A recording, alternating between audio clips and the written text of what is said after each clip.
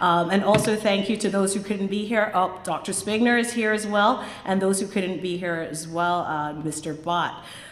Your tireless leadership turned this dream into this stunning facility in front of us. This could not have been done without the hard work of our architectural groups, Wiesel, Greyhawk, as well as M&M Construction. Thank you to them for building this excellent facility.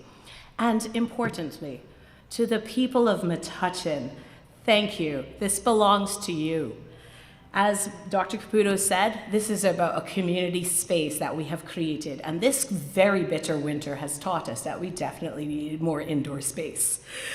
So we are grateful to you for speaking up at our public forums at the farmers market, coming to talk to us at our various forums across the schools, and ensuring that you champion this referendum that made all of this possible for our students. So now, let's get to cutting this ribbon and celebrating this massive win for our Bulldogs. Go Bulldogs!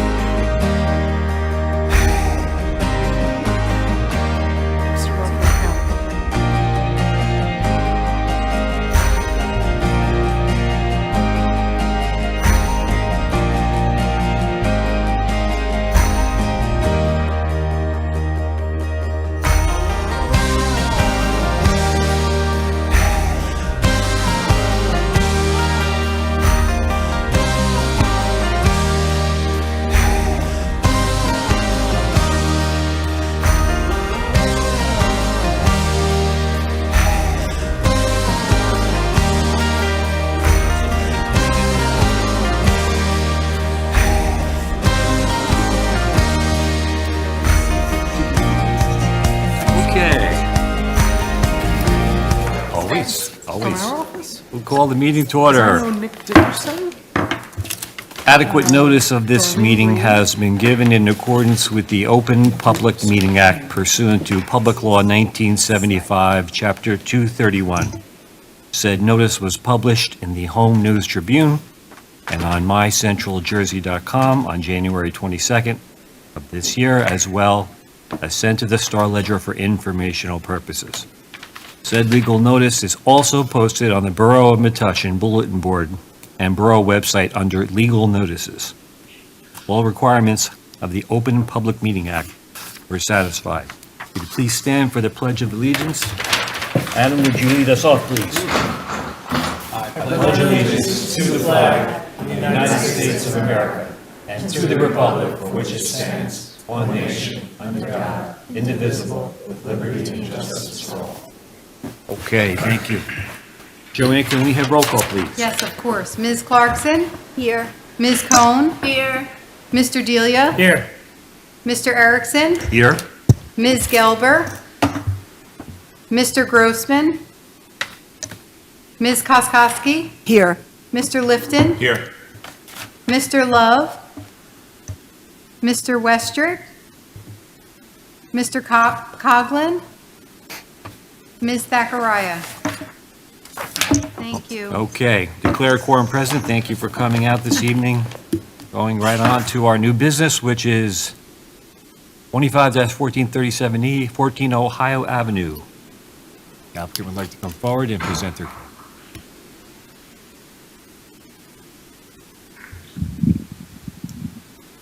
Multiple people will ask you to speak directly into that so our people who are videotaping our presentation can hear you adequately. Okay, got it. I'm loud, so hopefully it'll be okay. Feel free. Good evening, members of the planning board. My name is Justine Del Vecchio, and I am an attorney with Greenbaum, Rowe, Smith, and Davis. Tonight, I am representing Brunswick Properties, LLC, with regards to an application for minor subdivision approval with bulk variances at the property located at 14 Ohio Avenue in Metuchen, and known as Block 176, lots 11 and 12.02 on the borough's tax maps. The project consists of the subdivision of the property to reestablish the two tax lots known as lots 11 and 12.02 and subsequent construction of a single-family residential dwelling on each lot. The merged property is currently improved with a single-family residential home. The lots merged by operation of law since they were owned by the same owner, and this application will reestablish the two separate lots. After reviewing the initial comment letters from the board's professionals, the applicant worked with its team of professionals to make updates to the plans to incorporate those comments to the extent possible. The applicant believes that the plans in front of you represent the best plans possible for the project. This project will take the existing property and create a beautiful new single-family home on each reestablished lot, while maintaining a strong sense of neighborhood character. Each home will be crafted with modern design, quality construction, and comfortable living in mind, making them ideal for families seeking both style and functionality. The homes will be built by a high-quality builder with a proven track record in this industry. This project not only enhances the value of the property, but also contributes to the growth and appeal of the surrounding neighborhood. The applicant seeks 4 minor variances on each lot, including lot depth, front yard setback, facade requirements, porch depth, and shade and flowering tree requirements. These variances are minor and do not negatively affect the neighborhood. Granting these variances would allow for appropriately sized houses to be constructed in keeping with the character of the neighborhood. The applicant is also requesting a waiver from submission of a landscape plans, and you will hear testimony that the applicant will comply with all zoning requirements, including but not limited to the foundation plantings required and diversity of plantings required. Today, you will hear first from the architect, Nikhil Cord, regarding the architectural plans he prepared. We will then hear from the engineer and planner, Chris Nusser, regarding the site plans he prepared and the justification for the variances requested. Very good. Okay.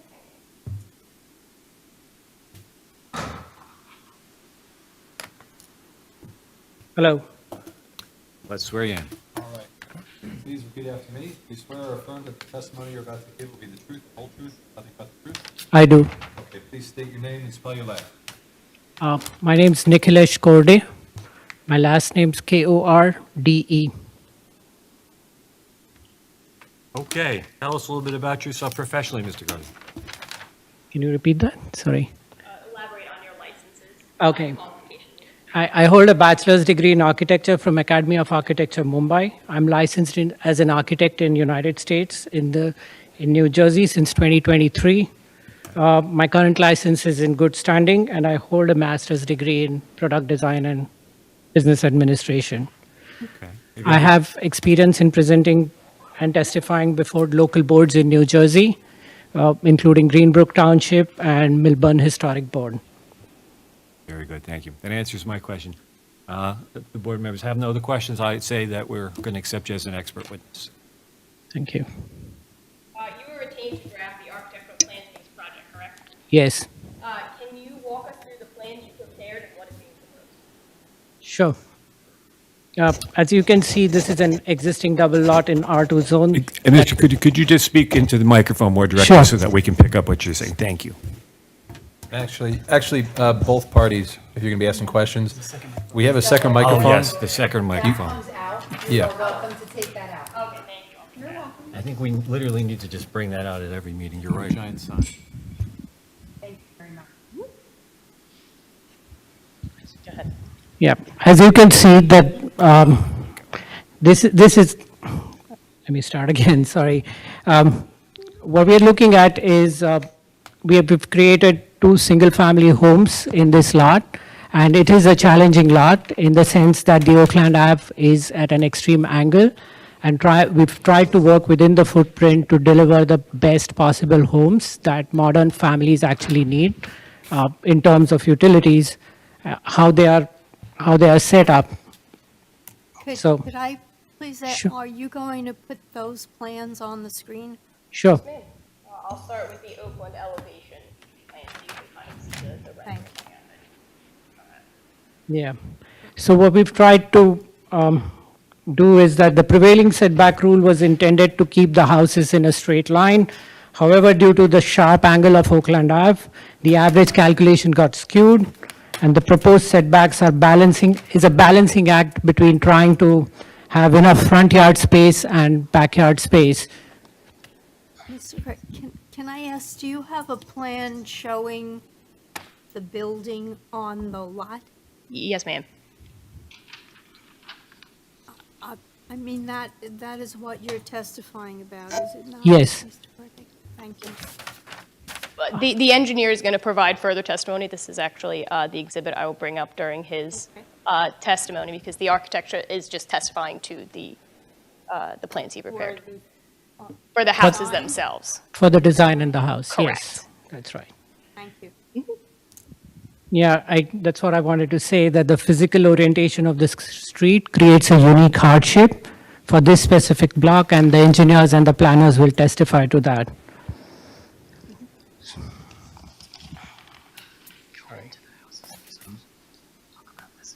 Got it. So what we're looking at is that we've had, sorry.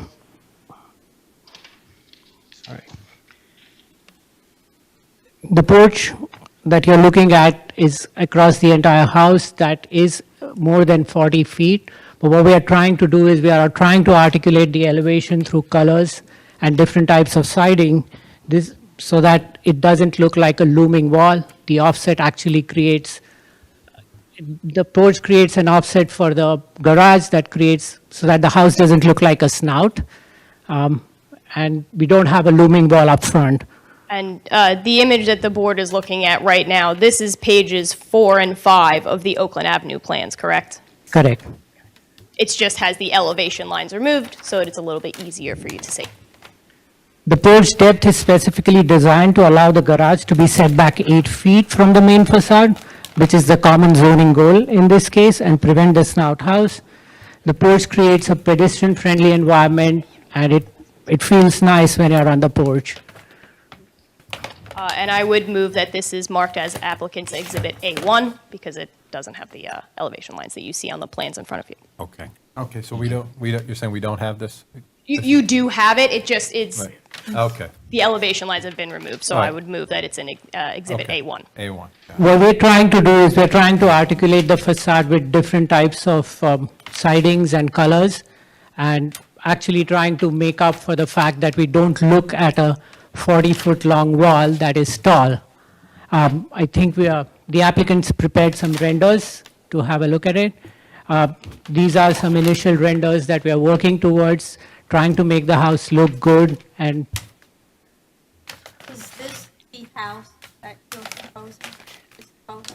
So it may not be this exact coloring, but as the architect just testified, it's going to have that two-tone. You can see the green on the two sides, and in the center, it's like a lighter cream color, and it matches the garage as well. So it would follow that scheme, but not necessarily these specific colors. You mean that it has a dual color scheme? Correct. correct.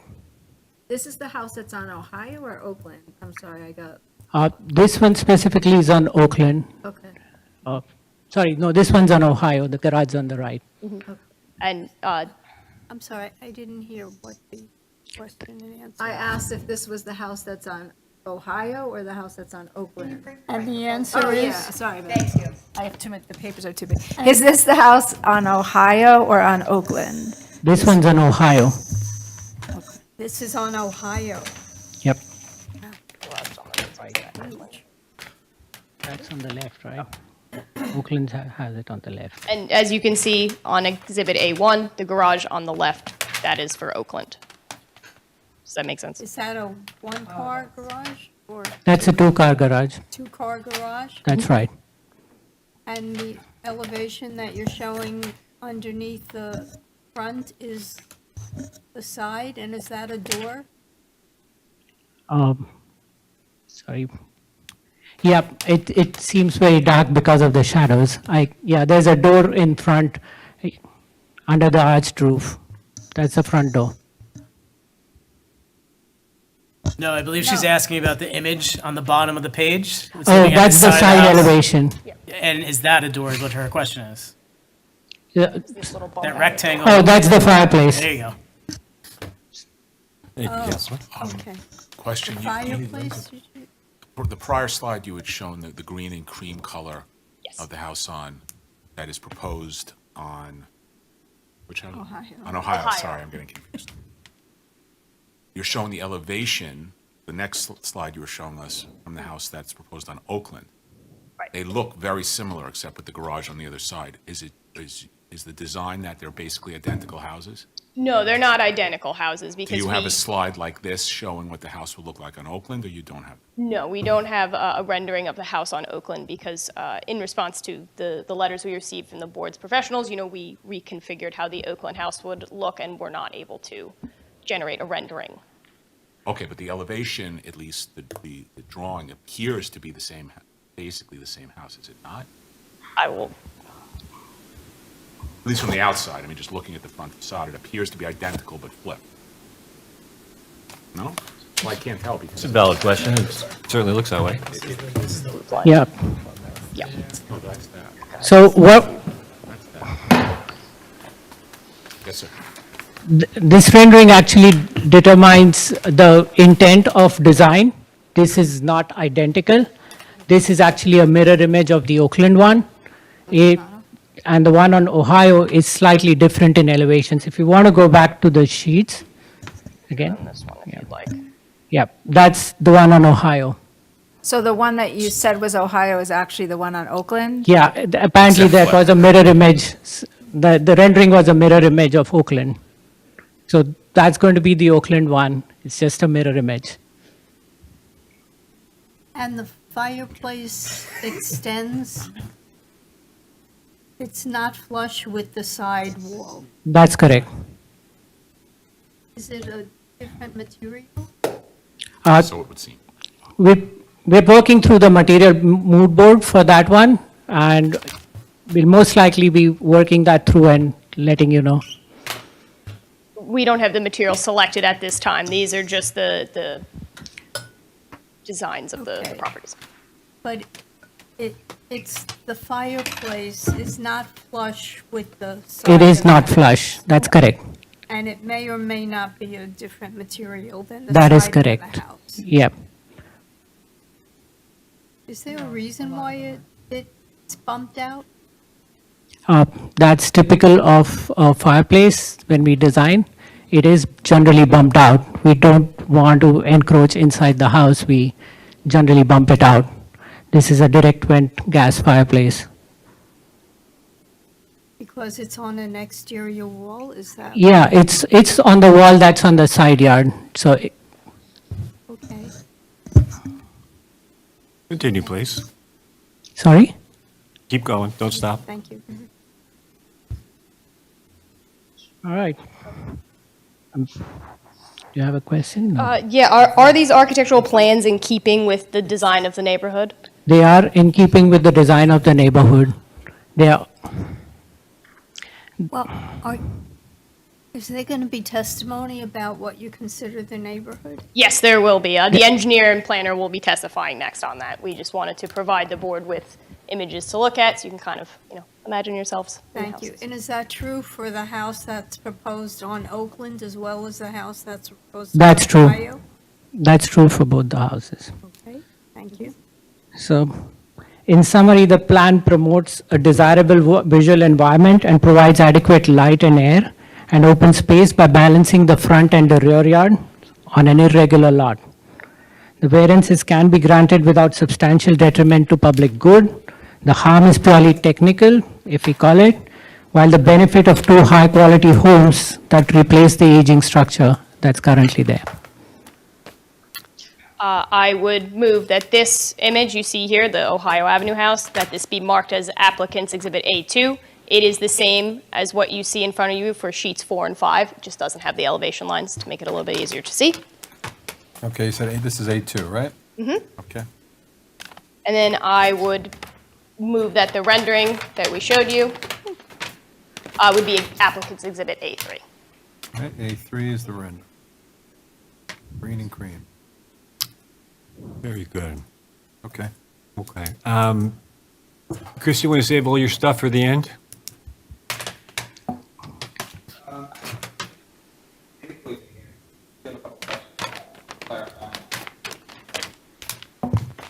Would you like to do it now? We can Jump wait right to the in. end, but I do have a couple questions to clarify, which is Ohio, which is Oakland. Go ahead. Okay. Could you go back to A1 with the, I think you referred to it as this is the Oakland? That's correct. Chris, could you speak into the mic? Sure. So this is the Oakland Avenue elevation. That is correct. So go to A2. This is the Ohio Avenue elevation. So the garage is on the right side for Ohio, garage is on the left for Oakland. So you could go back to the rendering. Yeah. And I think I know what your question might be. You can see that the roof lines, we've changed them from Yes. this initial rendering to make the houses even more distinct. Right, so this is the double-peaked, double-facing gable with the curved entryway over the porch. Correct. So this is the Oakland. Or- Yes, this is the mirror of the Oakland. It's because the mirror, so to require Correct. that this rendering is mirrored. So it's That's really- inverted. We'll be seeing something that's opposite of this. The garage will just be on the other side. Yes, that's really that's the only thing I want to clarify for Okay. Adam's sake in the resolution. Yeah, thank you. Board members, questions for this? I wait, do have a question. you can ask questions. Just for my notes. This is Oakland Avenue Correct. colored rendering. Okay. Correct. But the Ohio will be the mirror image. Now, the Ohio elevation is distinctly different. They have This it has is a the different roof Oakland line. house, but it's incorrect because the garage is on the Right, wrong side. incorrect, right. Okay, I understand, okay. And this one on the Put a screen here mirror is up, the you can Ohio look at it. Avenue. I and got you'll it, see it's how it very relates. confusing. I understand now. Okay. It's the wrong image, but it's the right Correct. house. The garage was moved to the other Right, side. okay, So- right. Yes. Is this one right? Yes, this is Ohio right. Avenue. Yeah, these Yes. are the architectural drawings, yes, they are correct. This is what you see on sheets 4 and 5 of the Ohio Avenue plans. Right. And this is what you see on sheets 4 and 5 of the Oakland Avenue plans that were submitted. Very good. Board members, other questions for this witness? I just have a question. I'm going to have some questions about the driveway on the Oakland. Apologize. I'm going to have some questions about the driveway on the new proposed house on Oakland. Is this the correct professional to ask about that? That would be our engineer. I'll be engineer. Okay, I'll hold my question. Anything else? Doesn't look like we have any other questions? I think Well, I might have more questions after we hear from the Yes. planner, since I think their testimony is related. Obviously, don't go anywhere until the meeting's over, right? You're going to hang around in the crowd. Of course. Very good. Yep. Okay, so thank you for your testimony, and we'll hear from you next Thank you. witness. Thank you. You want to do individual questions for each? We typically wait until all the professional testimony has come. So I'll just say that if you're in the public and you have a question, we're going to let their professionals testify, after which you'll be able to ask questions of all of them at that time. If you would, we'll swear you in. All right. You swear or affirm that the testimony you're about to give will be the truth, the whole truth, and nothing but the truth? I do. Okay, please state your name, spell your last. It's Christopher Nusser, and is in Nancy, Usser. I am with French and Perillo Associates. No, I'm- could you please speak into the mic? We'll bring it up a little bit. Better? Is it coming through or no? Not really. You know, it's... You can just take it off You could and hold it you if you'd could like. take it off and hold it, and I prefer pretend not you're to. doing karaoke at I home, can't be handsy if I can't. wherever your comfort zone is. So, so again, Christopher Nusser with French and Perillo Associates. I am a licensed professional engineer and planner in the state of New Jersey. Those licenses are both in good standing. I have been practicing in land use for over 20 years at this point. I graduated from Rutgers University with a Bachelor's of Science in Civil Engineering in 2006, and have appeared before over 80 boards in the state of New Jersey in those capacities. Thank you, Mr. Nesser. We'll welcome you as an expert witness. Thank you. So you were retained to draft the site plans. That's correct. Can you elaborate on the existing site conditions, and can you walk us through the plans that you prepared? Sure. And so we have briefly up here on the screen, which I guess we're going to call A4, which is the site plans, the minor site plan with an aerial photograph underneath it and some color enhancements of the proposed features that we're looking at. The existing lots 11 and 12.02, they form a through lot from Ohio Avenue up to Oakland Avenue, where on Oakland Avenue, as the architect had mentioned, the street's at a bit of an angle, is the fairest way to call that, to all of the other property lines. So you have a somewhat irregular shape to the lot as it relates to the frontage along Oakland Avenue, and otherwise it's you have basically right angles with 100 feet of frontage on Ohio Avenue, and slightly more than that, 120.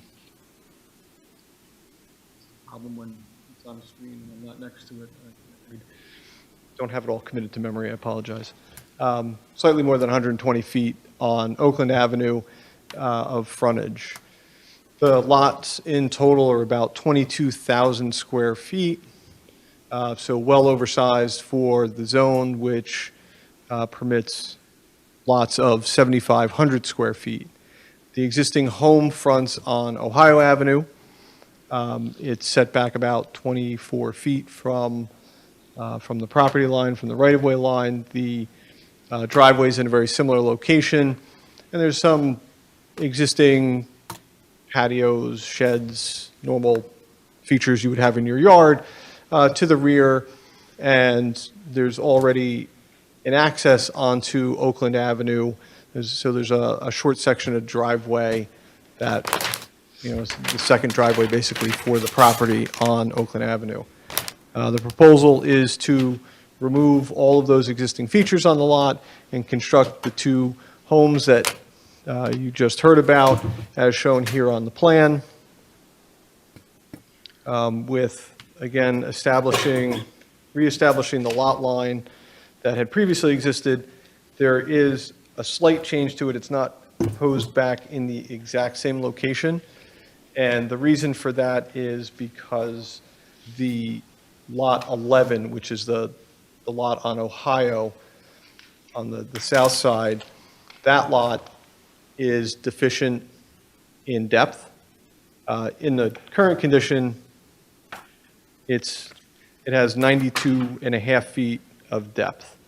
And the lot 12.02, the lot on Oakland, had 102.17 feet. So there's a little bit more on lot 12.02. So what we did was basically we're adjusting the lot line a little bit to make lot 12.02 still conform, but get to basically just conformance at 100.37 feet, and improving the depth on lot 11 to 94.61 feet. So there is relief associated with the depth, again, on lot 11, where it's at 94.61 and 100 is required. Otherwise, what's proposed conforms to the bulk standards with the exception of the front yards. And as I'm sure you're well aware, your front yard ordinance is 25 feet or the prevailing. And we have a very unique situation here when it comes to prevailing. As it relates to Ohio Avenue, we said the house existing is at 24.6 feet. The house to our left, which is number 8, which is on lot 14, is at 24.75, basically even with each other. The house to the east on lots 35 through 38, that house is 36.53 feet back. So that house is set a little bit further back. And so instead of being able to put the house back in the same location and have it conform, we end up with a 30.6 foot front yard setback once we look at the average of the two of them. We'll get into it a little bit more with the planning testimony, but if you can really even see it here on the aerial and the homes in view here, they're all about at 25 feet. So really this house to the east on Ohio is a bit of the, well, an aberration, but it's the one that's different than anything else, and it's set further back, and it's setting a standard where the house, our house as proposed, should be set further back as well. We are proposing the house at 29.51 feet, so it's about 1.1 feet deficient to the standard.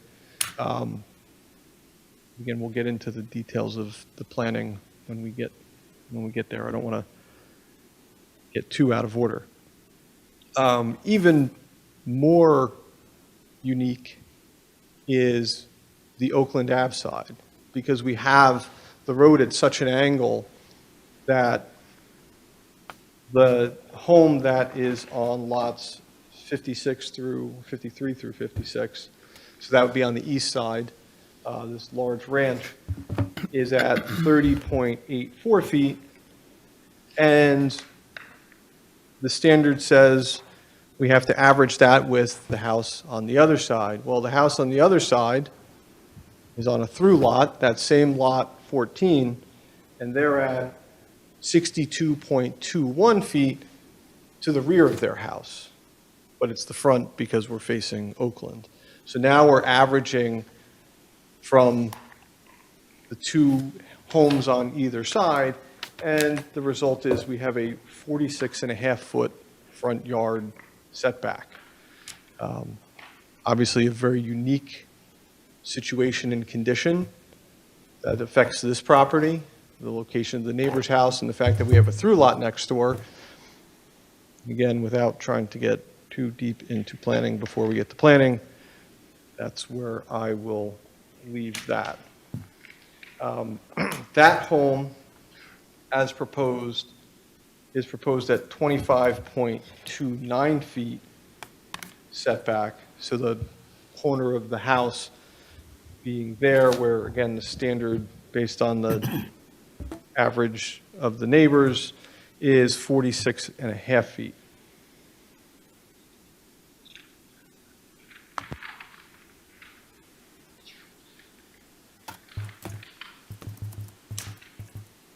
Say a picture's worth 1,000 words, and so this is the best outline you could possibly give yourself.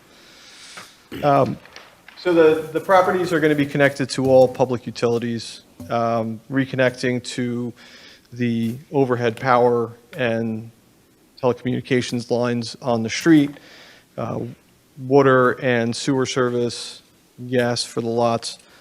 The sanitary service for the Oakland Avenue lot will actually be in an easement running out into Ohio because there is no sewer on Oakland Avenue.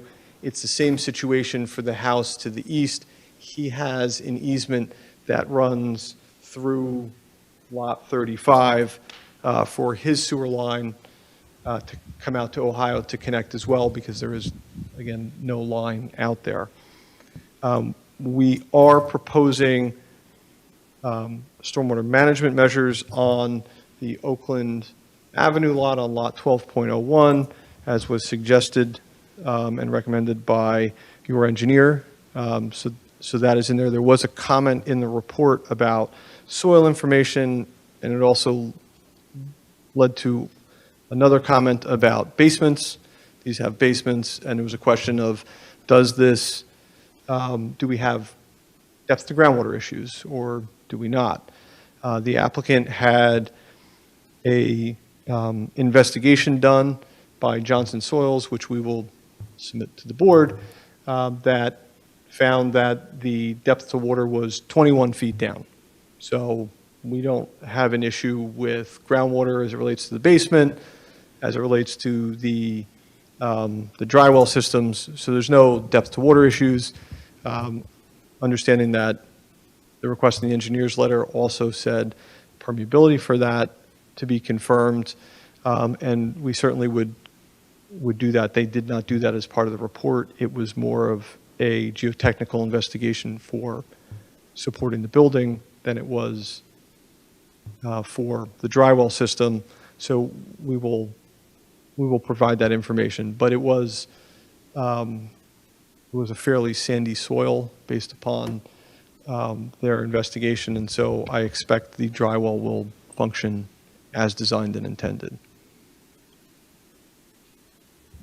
Can you just provide a little bit of testimony regarding the porch on lot 12.02 and then the facade that we heard about earlier on both of the lots? Sure. So both homes, after the initial submission, and I think that's where some of this confusion comes from with the mirrored house. So apologies on that. Originally, the houses were identical. And so when the rendering was done of the plan that was at that time, which is what you're seeing. We added, I guess it was amended because we added the porch. And so we added the porch to, back to the rendering, to the front of the house. And so what the porch does is it extends the front of the house out 4 feet, and it creates an 8-foot separation from the face of the porch to the face of the garage, which gives what your ordinance requires, is that 8-foot step. Problem is, there's still 42 feet of house from the edge of the garage.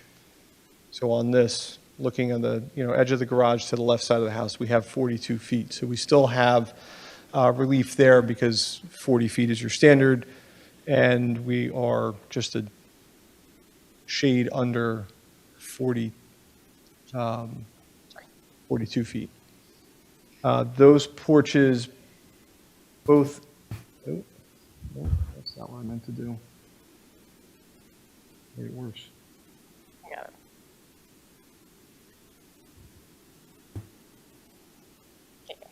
All right. So the porch on the Ohio Avenue house, again, it comes 4 feet forwards. That puts it about little over around 5 feet into the front setback. It's allowed to be 8 per the ordinance.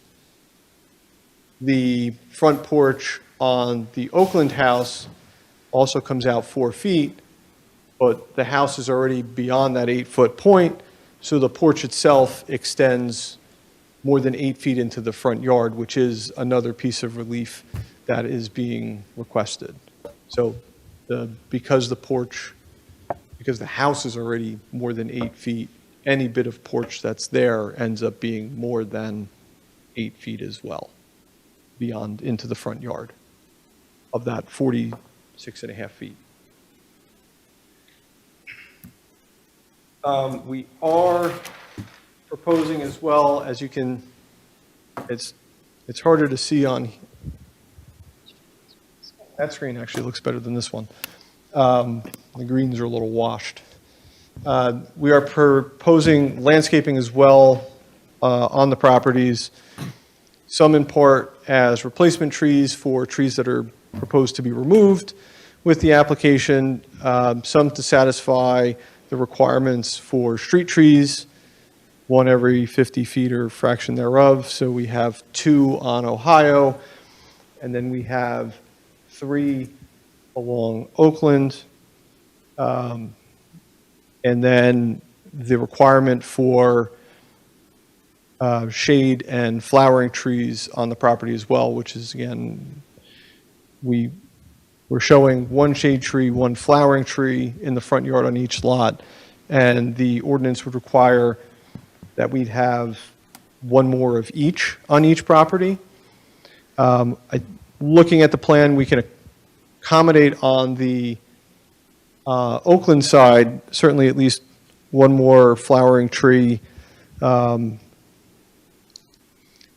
It's difficult on the Ohio side. Once you have a driveway, you have the sidewalk coming out from the house, and you have utilities run out. My concern is that we have 2 street trees that are going to grow very large. Then we're going to fit 2 shade trees and 2 flowering trees, and they're going to fight with each other for space, and I have a concern for the viability of it. If the board, if you say that's great for my concern for the viability, but you want to see those trees, we will put the trees in. Like I said, we can fit them on the Oakland side. We can do that on the Ohio side. I would ask for the relief for the reason that I think it's more beneficial to have the trees not competing with each other and have a better chance of survivability and it to look better in the long run than to have these trees grown up onto each other. But again, if you feel that we should be complying with the standard, then we will equally do that. So it is our application, so I ask for the relief, but at the same time, I look to the board and say, provide us direction and we'll follow it. Question? Yeah, Mr. Nasser, would you want to put up a plan on the screen that shows the trees located and the porches? Because maybe it's on this drawing, but this is really distant from us, and it's kind of, you're indicating where the trees are, but have no idea. Yeah, it's a little bit. Is Yeah, that that'd be circle easier. on Yeah, Oakland? we'll bring up the plans because where it's black and white and it will show a whole lot easier. And then I guess I'll also note, should have probably noted earlier, when we revised the plans, we did include, again, that sidewalk from the front door down to the street as required by the ordinance. And we're proposing sidewalk in front of both frontages. Yes. And that's, a plan that shows. So The porch is this, I guess it really shows much better on that screen. The color on this one is a bit wild. So this lighter, I don't know, that particular gray, let's say, here, this is the front porch on both of the homes. And as you can see here on Oakland, we have 3 street trees. On Ohio, we have 2. Here, as I'm indicating, this one that looks more like a pinwheel, that's the flowering tree. Another shade tree here. There is another shade tree that we're proposing to remain. So that would count Excuse me, towards. Senator, are those existing or you are proposing? No, we're proposing. This one here is existing, and we are saying for it to remain, so that should actually count towards the requirement as one of the shade trees. So then we'd just be deficient the one flowering tree on Ohio. So is the plan to actually clear both lots of anything that's on it currently? Ultimately, there's 2 trees that remain. There's one located here, just to the west of the house on Oakland, and then there's the one located. And are those trees of substantial size or? There's no trees, all the trees on the property that are on the property are around 6-8 inches. So they meet the requirements for tree removal in the ordinance, but they're not really large trees. There are 2 large trees, and those are the street trees on Ohio right now, which we are proposing to remove. And replace? What's that? And replace? So they technically, in my opinion, are hazard trees. The one tree by the existing driveway, when you look at that tree, the root structure of that tree is over the curb. And there's actually a root that has gone over the curb, across the face of it, and then into the road. So the tree is impacting the curb and the road and its viability, and per the ordinance would qualify as a hazard tree. The tree that's on the west side of property, there's a second tree which is located near this one here to remain, which is also out towards the street. That tree is completely covered in vines and that have choked this tree. So it would be a nice tree, but it's been completely taken over by these vines. So my question really is, have you submitted a plan that shows what trees you're proposing and what trees you remove? Yes.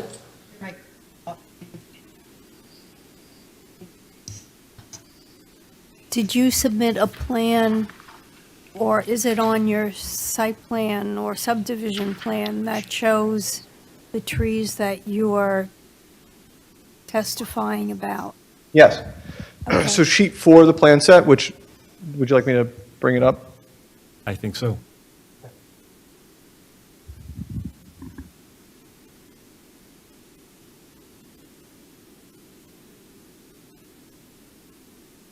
So sheet 4 is our demolition plan, and that shows the trees to be removed. You can see the trees with X's on them are the trees to be removed.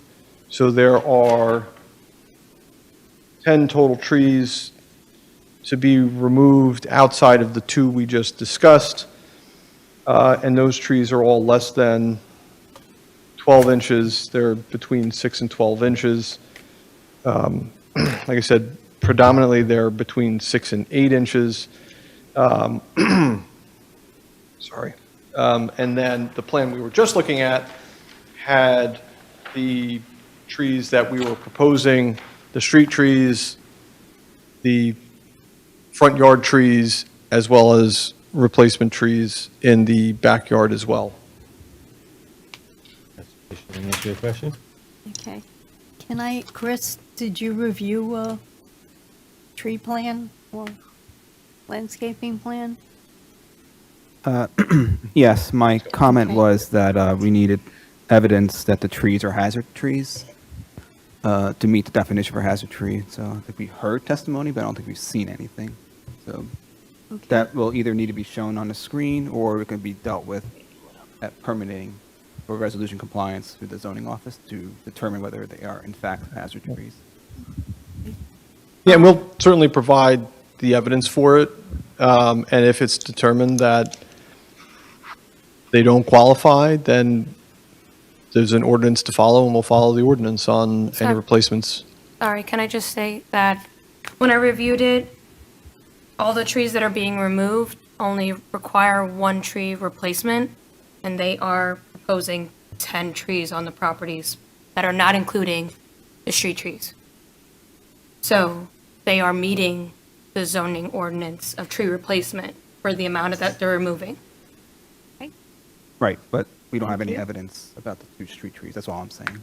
I think. Right, we need to provide evidence. I just testified that the two trees out on Ohio, this tree here and this tree here, are hazard trees for the reasons I just said. And it's my testimony, and what's being asked for is just documentation. Right. And we're happy to follow up with the documentation and provide that to whoever's satisfaction we need to provide that to. And if we don't, then we have a replacement requirement that we will need to meet. Asked and answered. There you go. On the landscaping here, oh, we're not on the landscaping. Bring this Actually, back so I don't before you mess it up. continue, can we just clarify for the record, how many existing trees are on the property, including street trees, today? It seems like there's 14, Yes. because there's 14 existing trees. I just want to keep that in mind when we talk about proposed trees and the tree replacement requirements. Certainly, by all means. Yeah. 14, yes, 14 existing, 12 are proposed to be removed. And then if we're including street trees, then we have a total of 15 going back, including the 5. So 10 on the properties and then 5 street trees. Okay. There was a comment as well about the foundation plantings and the standard for the foundation plantings. We understand the requirement. We ask for no relief from the requirement. We'll meet it to your planner's satisfaction or whoever's satisfaction it is that we need to meet. And we'll make sure we provide the correct diversity and number of plantings to satisfy the ordinance. No intention to seek the relief. We'll plant the foundation and make it look nice. And we would ask that be part of resolution compliance. Chris? So you're agreeing to comply with the foundation planting requirements, Yes, sir. but you're still seeking relief or variance in this case, specifically for the front yard shade and front yard flowering tree for both properties. I think for, what I said was for the Oakland side that we would meet. On the Oakland side, we can find, there's space in there to find for, 2 additional trees. On the Ohio side, as I mentioned, there is that existing tree to remain in the southwest corner that is on the property. That would be a shade tree. So we're really deficient one flowering tree on there. And so that's what we're asking for relief from, is from that one flowering tree on the Ohio frontage. So if that existing tree, if you're considering that as a front yard shade tree, how many street trees do you have proposed? Still the 2 that are required. That we didn't count, that tree was not, that tree's on the property, it's not a street tree. Right. We are proposing 2 new street trees, and then that is an additional tree that's just going to remain on the property. Right, so really the variance relief is, you're also going to seeking a variance from the street trees. 3 are required, but you're proposing 2. There's 2 required, it's 100 feet of frontage, 1 for 50. That's front yard requirements. Street trees are 1 for every 30 to 35 feet.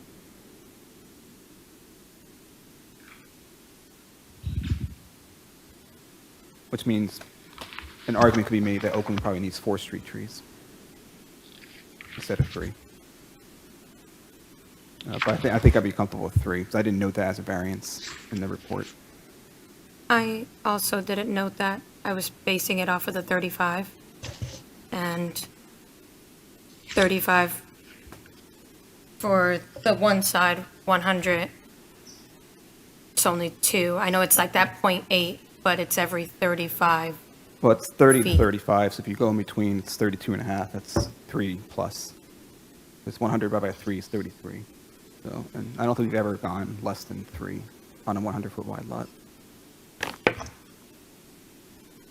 Okay, then I guess the relief would be, it's, I don't know which one the preference would be to call it. I mean, the tree is on the property, is kind of on the property line, the one in the southwest corner, so whether it satisfies the street tree requirement or it satisfies one of the shade trees in the front yard, there's a relief requested for planting another shade tree in there. Yeah, it's one all way or the other. semantics. Either way, Yeah. you're short one tree. Right. My recommendation would be to work with my office and the Shade Tree Commission, see if they could fit. I'm sure we can get them to fit. There's 14 trees now. I'm sure we can get 14 trees back in. Well, we're planting 15 back in. Plus, we said we would plant 2 more on the Oakland side, so we'll be up to 17. But certainly, there is a spot for another tree, and I'm happy to work with the planner and with the Shade Tree Commission to find another spot that's suitable to put another tree in. Okay. So it See, sounds no- like you're, well, here's another thing. I would not recommend the board grant any variances. If anything, if the Shade Tree Commission makes a finding that, to your point, that the trees, whatever tree it is, doesn't fit in the front yard along Ohio Avenue, then let's do a payment in lieu instead of a variance relief. Okay, yeah. However it works, I think, our goal here is to have 2 beautiful new houses in this development, have it look nice. We don't want to overdo it. So as long as we're working together on that, if it's a payment in lieu, it's a payment in lieu. Again, I think either way, we can make it work. Okay. Right? Like that's not, we're not going to argue about trees, certainly. The applicant is fine with the payment in lieu if it comes to that. Very good. Okay, so we don't have a variance then, as far as that's concerned, we have instead a condition that they're going to work with you, the Shade Tree Commission, payment in lieu, and/or provide necessary trees. Yeah. Correct. Got it. I'm sorry. I'm so sorry.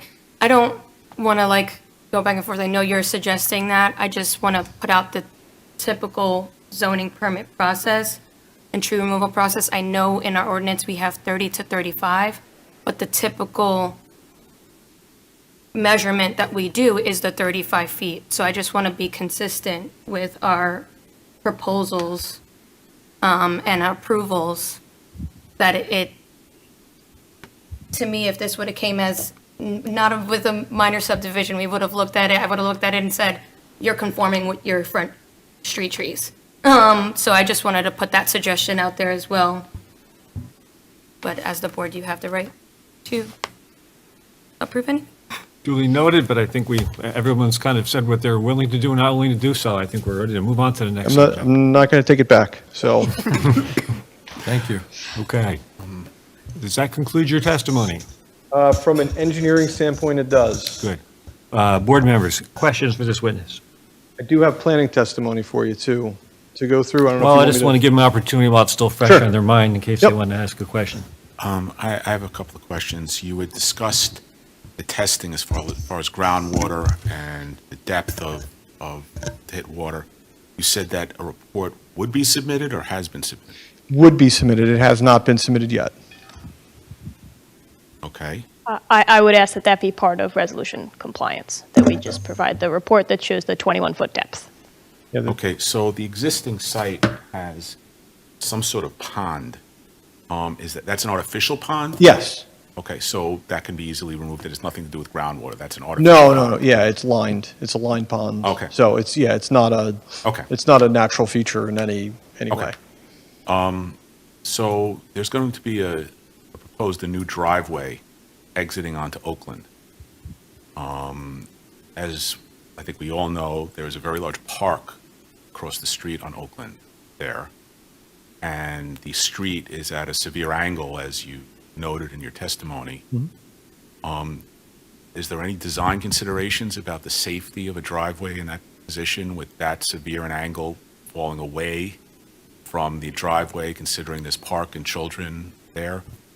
Is there any design considerations that you took into account or you think should be taken into account by designing a driveway in that position?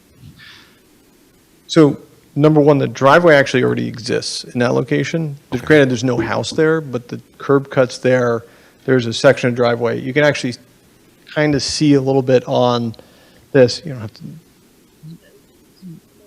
You can see they have a trailer parked on that portion of the driveway.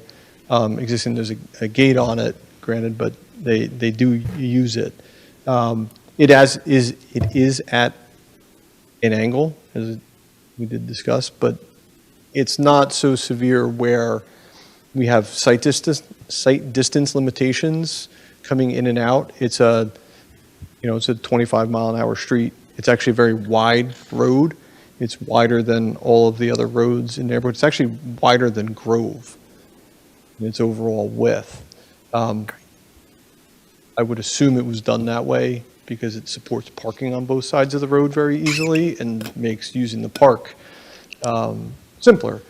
But specifically as it would impact the park itself, I don't see any impacts. I mean, I went through there today and there's people playing in the park, but they're further away where the active portions of the park are. They're a little more up the road and closer to the rail line and not down in this corner. So from a functional standpoint, just in general, I don't see any safety concerns. It's very similar, almost identical to the neighbor to the east. And as it relates to the park, I don't think the park has, it puts any bearing to the design of the driveway, given the geometry of it. Okay, would you say that driveway, I hear that it's existing, that the curb cut is existing. Mm-hmm. Is it used now? Yes. Is there some use of it? Yeah, I mean, as I said, there's a trailer on it. It would appear to me to be an infrequent use, but it has use. It's certainly not the level of use that putting a single-family house is going to have, right? You're not talking about multiple trips a day, but there is use of the driveway that occurs, and quite frankly, it looks like they're backing a trailer into it, which the angle's probably helpful for, because it makes it a little bit, you don't have to go the full 90 to make that work. But, I think there's not, I don't have a concern. Okay, well, that was my question. about it, And there's been testimony that this was that currently one lot is going to be re-subdivided. Correct. Meaning that at one time it was subdivided. Do you know when the lots were put together? So, long history, short history. Short's always better. Got it. The original subdivision for this included, this will get into the planning testimony a little bit, so it'll be a little setting it up. This block, 176, along with the next 2 blocks down and 3 blocks to the east. So it's 180 through 176. There's a 17601. So if you're checking my math on why doesn't math up, that's why. And the reason there's a 17601 is they had re-subdivided block 176, what is 176 and 17601, after that, created Ohio, which didn't exist on the original plat. And the lots that constitute 11, 12.01, 14, and 13 were all kind of one piece owned by one person. And that person was a relative, I don't know, it's a child or a child-in-law, now owns lots 11 and 1201. And so they built the house on lot 11, had bought that property in, my memory's not perfect, around the late 50s, and then subsequently bought lot 12.01 a few years later in the early 60s, and then the other two lots were divvied up there, 14 and 13. So it's been in ownership, common ownership, in the family from really the original subdivision, but the current owner owning both of them since the early 60s. Was there ever another house on this? On lot 12.01, no, there was never a house, There's to my never been a knowledge. house on this. No. Thank you. Okay. Other members of the board, questions for this witness? Yes, I have one. You spoke about the lot line. This is actually the perfect image to have up here. So the new rear lot line, which I guess there was a lot line at one point, and now we're adding it back in. You did mention that it is slightly different from the original one. However, really, my question is more towards what our planner actually put in the planning report, which is about the alignment of the line. And why are we continuing with this sort of askew line as opposed to trying to square it off for lot 11? So a little bit of planning testimony maybe on the thoughts on that. I mean, when we're looking at this, we have, yeah, that line is a little askew. Why it was originally created that way, I don't know. I would assume, it's the best I can do, but it has to do with the way Oakland is situated, right? Because that's at such an angle that you're trying to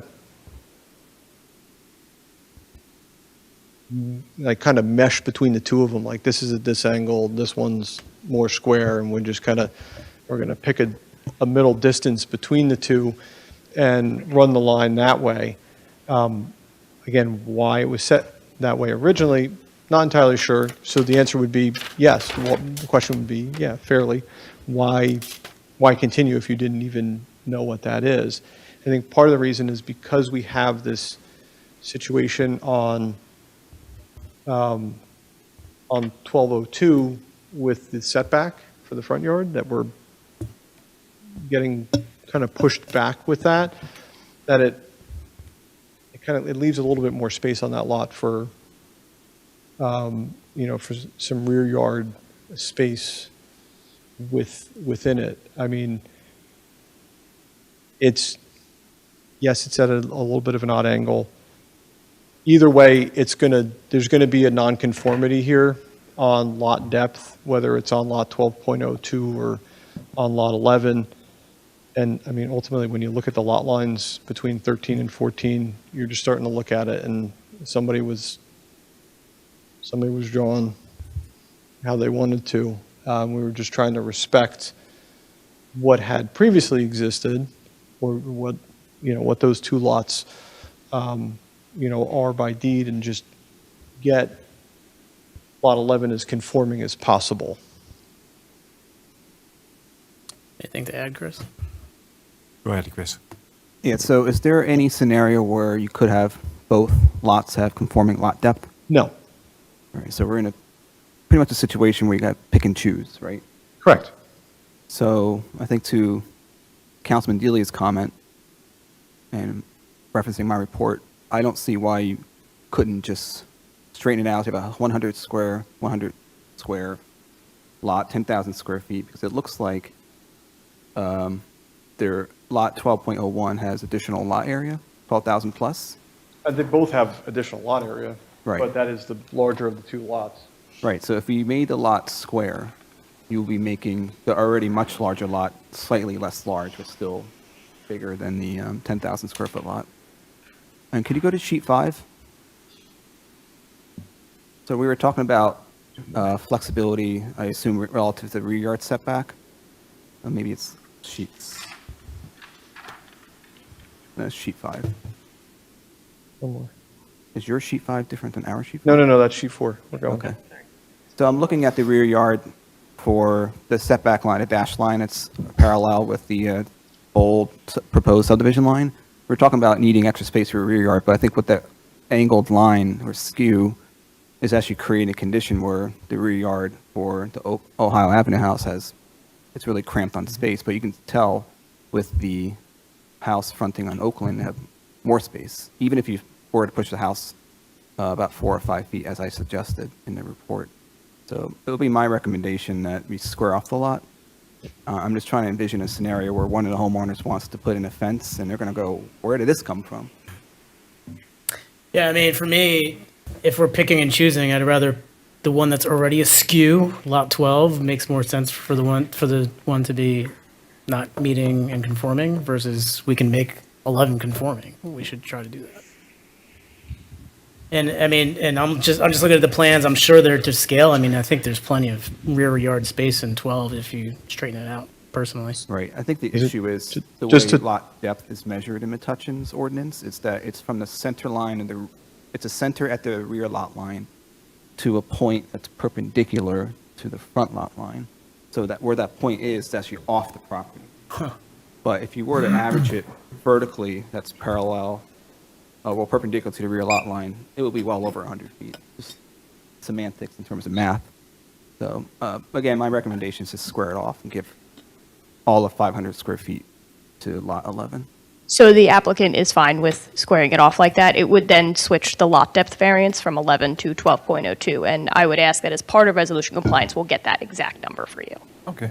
And resubmit plan showing that? Correct. Okay.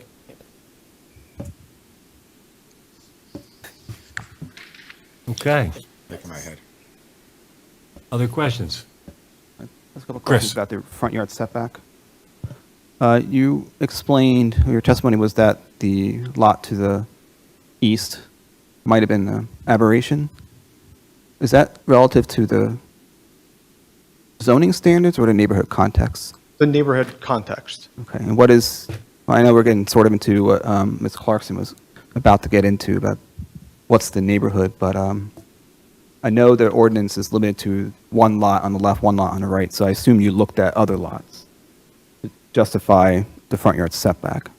Do you want me to move into my planning testimony? Because it's, Let me see if there's anything else related to engineering. So landscaping trees, where is the solid waste and recycling going to be located? I would assume they'll keep it either in the garage or they'll keep it right outside the garage. Typically, there's a paver pad next to the garage and it connects to the driveway. AC units, are any proposed? They'll be located on the west side on both houses. So it'll comply with the ordinance? They will be within, well, I guess technically they'll be within the side. They will not be within the side yard. They'll meet the side yard setback on both, yes. That's all I have relative to site-specific engineering comments. Any other engineering-related questions? Okay. I just have some comments, Mr. Chairman, if I may. Please. With regards to the sewer and no sewer existing on Oakland Avenue, I just want to make sure, how was that confirmed? We had lifted the manholes and there was no pipe running between. If you're telling me there is a sewer line running there that we I'm didn't not see, then- 100% sure. I Okay. wanted to, because you All right. testified there was none. We looked at the specifically the intersections there at the manholes, and there wasn't anything running that way. And then that with the information that the guy to our east has his own easement to run his sewer line through. Okay. I mean, be happy if there was a line there and ran straight, but No, that makes sense. I don't believe there is, but I wanted to see how you confirmed that. In terms of the easement, I didn't note this in my letter, but you should have the meets and bounds description provided to us for that. And then regarding the testing for the soils, I know we'll get the Johnson Soils report at some point, but in terms of the two lots and how you're subdividing them, each one will have its own grading and drainage permit application when it comes time to build the homes. At that time, each home is supposed to have its own testing done for the basement, according to the ordinance. So you have a minimum of 2 test pits that are required yeah, they did. within the footprint So they did two. for each. Right. They did two, obviously, in the footprint of 12.02, but can't do it on 11 because the house is The currently house there. is still there, Right. okay. No, I just wanted to go on record to Yeah. say that, because that is the information we typically require on the grading and drainage permit plan.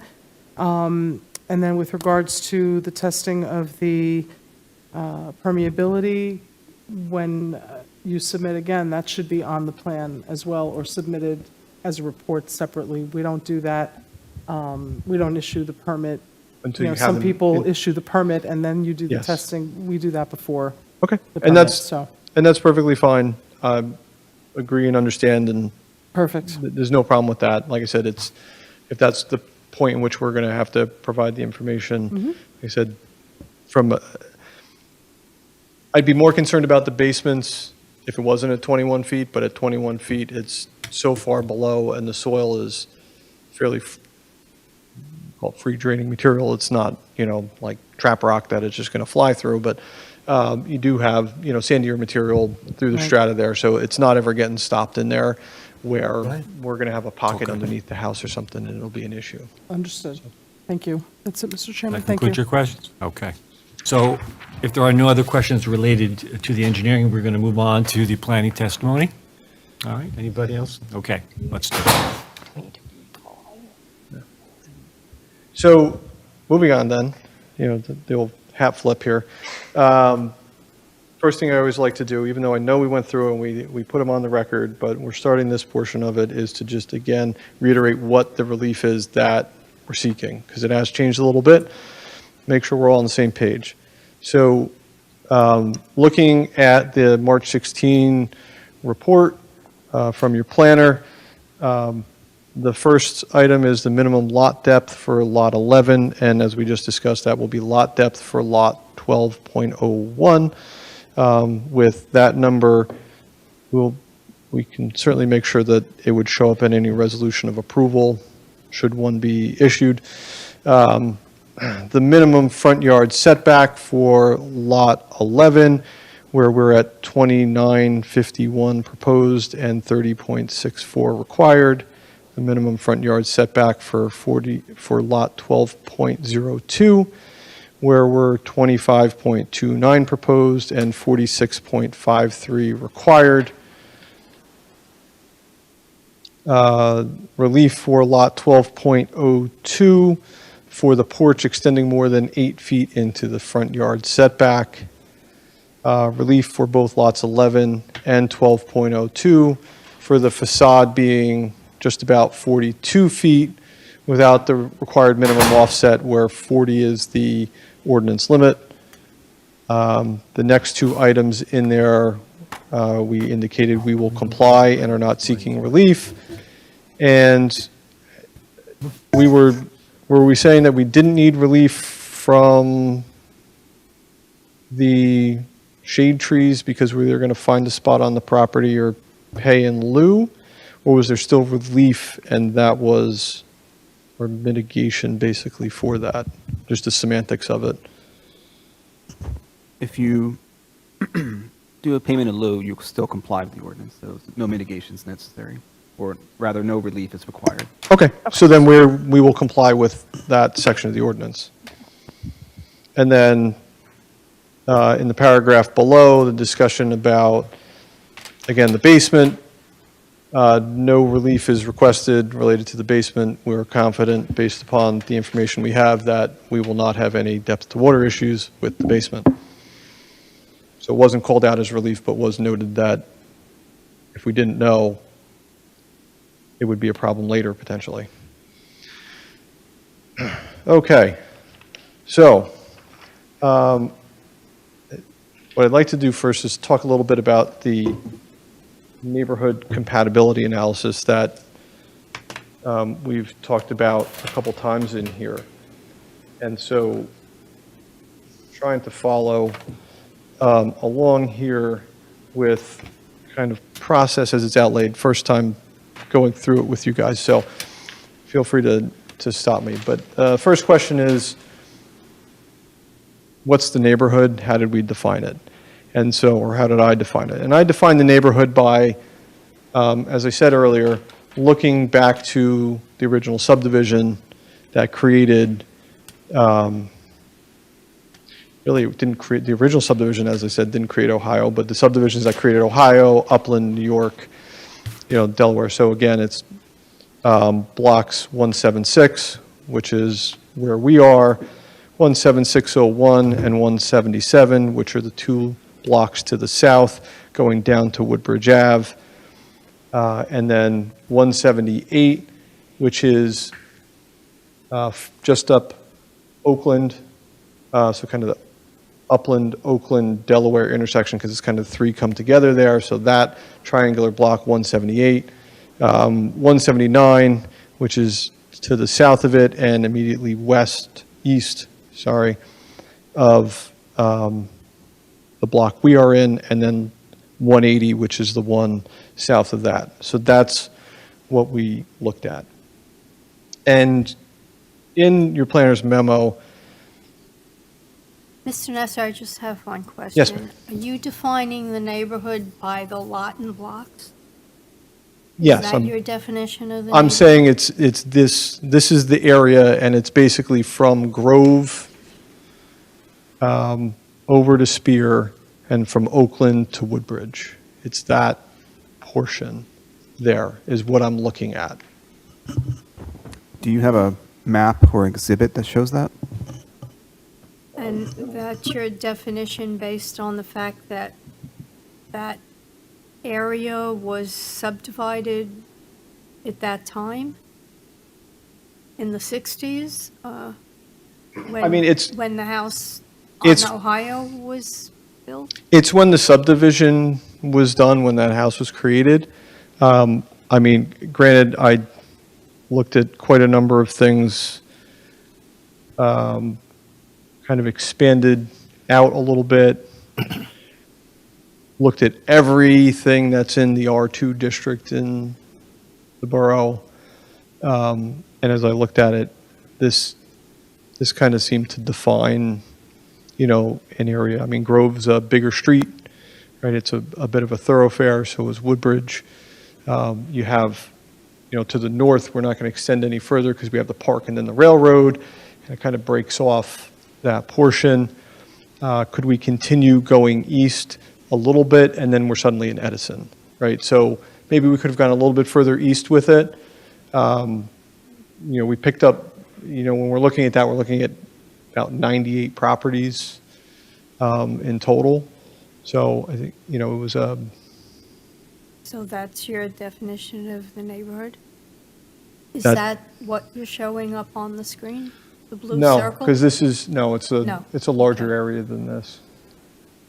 So it's, if we look at, yeah, if you could, because I'm going to mess it up.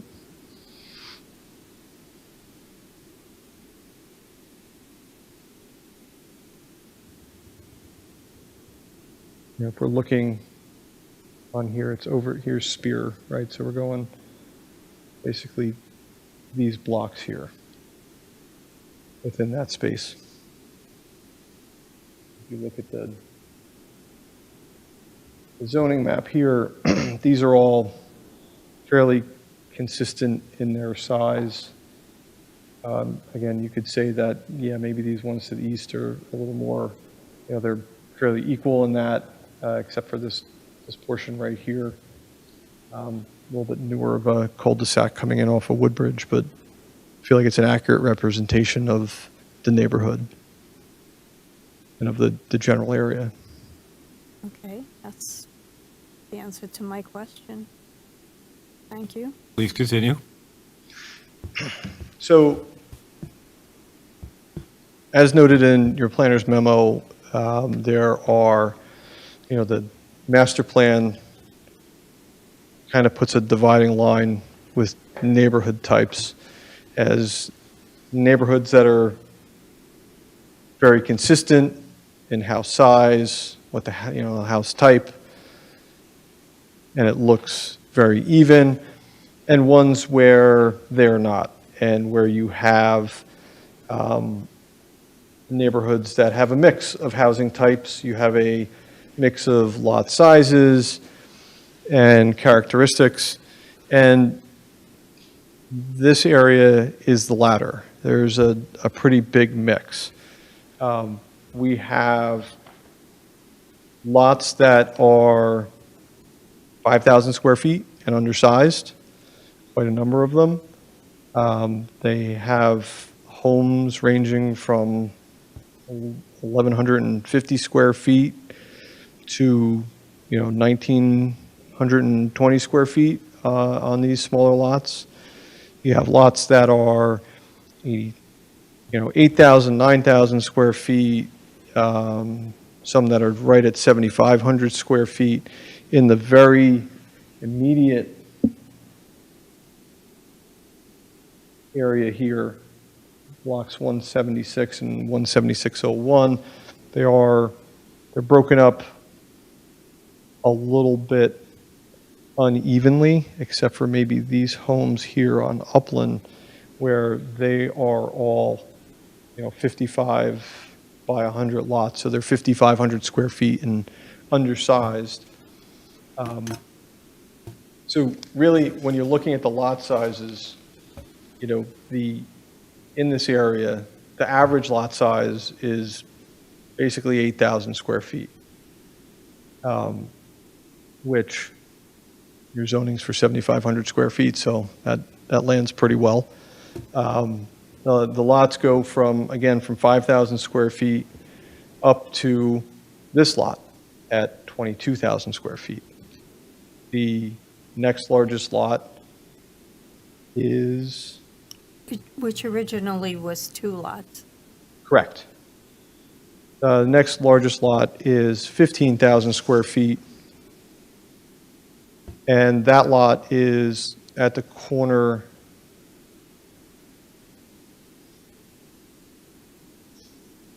That's on Woodbridge. It's fronting on Woodbridge. And so that lot's about 15,000 square feet. But generally the lots are from that 5,000 square foot size, which we don't want to mimic because it's substandard for the zone, up to, a kind of a 12,000 square foot lot is where they predominantly fall. And so our current lot, as this through lot at 22,000 square feet, is overly large. So ultimately, the subdivision is a benefit because we create a 9,000 square foot, 10,000 square foot lot now, right, 100 by 100, and a slightly less than 12,000 square foot lot for lot 12.02, and it brings the lots into conformance with the size of the lots that exist in this area. We had some discussion before about the front yard setbacks, and perfect, thank you. When I looked at the homes that are developed in this area, and even looking across Grove, they're predominantly front yard setbacks are 22 to 25 feet is where those houses are sitting. All of these houses on Upland on both sides. You have this house here on the corner, kind of catty corner across the street. He's actually about 10 with the front of this. Oh, there we go. This is why I'm not allowed to touch the computer. It's not mine. There we go. That one's only about 10 feet off. But really, when you look at the houses, they're all between that 22 and 25 feet kind of range. And so when I say that the house next door to the east is the aberration and it's the outlier in here, sitting back at 36 feet, it's because the neighborhood, the houses are up at that, near that 25 foot where the standard is, and they aren't further back. That's really the only one that's further back. And that's in part because that is one of the larger lots in the development. That lot's 15,000 square feet. So, that's part of the reason I would assume why they would have set the house a little bit further back. They had a little bit more room and they put it back. So having the house closer keeps it more consistent with the overall neighborhood. And again, at the end of it here, the relief that we're looking for is 1.1 feet. Moving the lot line back to the, to squaring that off, the lot line, to just make it 100 feet on both sides. I'm sure your planner is going to say, well, now can't you just move the house back without creating any rear yard issues, that 1.1 feet, and make it comply? And the answer is yes, we could. I still think from a planning perspective, it's better to have the house consistent with the neighborhood and pull it forwards. When we look at lot 1202 in the rear, there's a suggestion about moving the house back, 5, I think it was 4 or 5 feet, somewhere in that nature, in that range. And as I look at this, the thing I think when I look at it is the house really should go forwards. And the reason that, in my opinion, the house should go forwards is because if you look at the front line of this house, and then you look at the rear line of this house, the front of that house is behind the rear of the neighbor. So if they're in their backyard, you come home in your car, the Amazon guy comes for a delivery, what have you, the view is from the front yard into their backyard. And so you're not, because of the angle of the road, because of... No, he could finish. Then I have a question, yeah. No, finish. Oh, okay. You didn't, yeah. So because of that, if anything, the way the angle of the road is driving the development on there, one of the things we thought about when we were doing this was, well, why don't we just turn the house, right? Make the house parallel to the road. But the house next door isn't. And again, trying to be consistent, if you look on Grove, which you can't see, it's just off page here, you can see just the portion of this home right here. Those homes were all squared up to everybody else and not to Grove. They were, they're all sitting there and they're kind of staggering their way back as they go down Grove. You go down another block and you'll find that the houses have been turned to be parallel to Grove Street. And so the intent here was to mimic what the neighbor had next door. But I mean, again, ultimately, my opinion, I'd rather have the house further forwards. The standard for prevailing setback is to set a consistency, right? So you don't have somebody who's way far back or way far forwards with the neighboring homes that you have, so you don't have some inconsistency on the street. The house we're proposed on lot 11, there's not an inconsistency in there. It's consistent. It's actually further back than the current house is.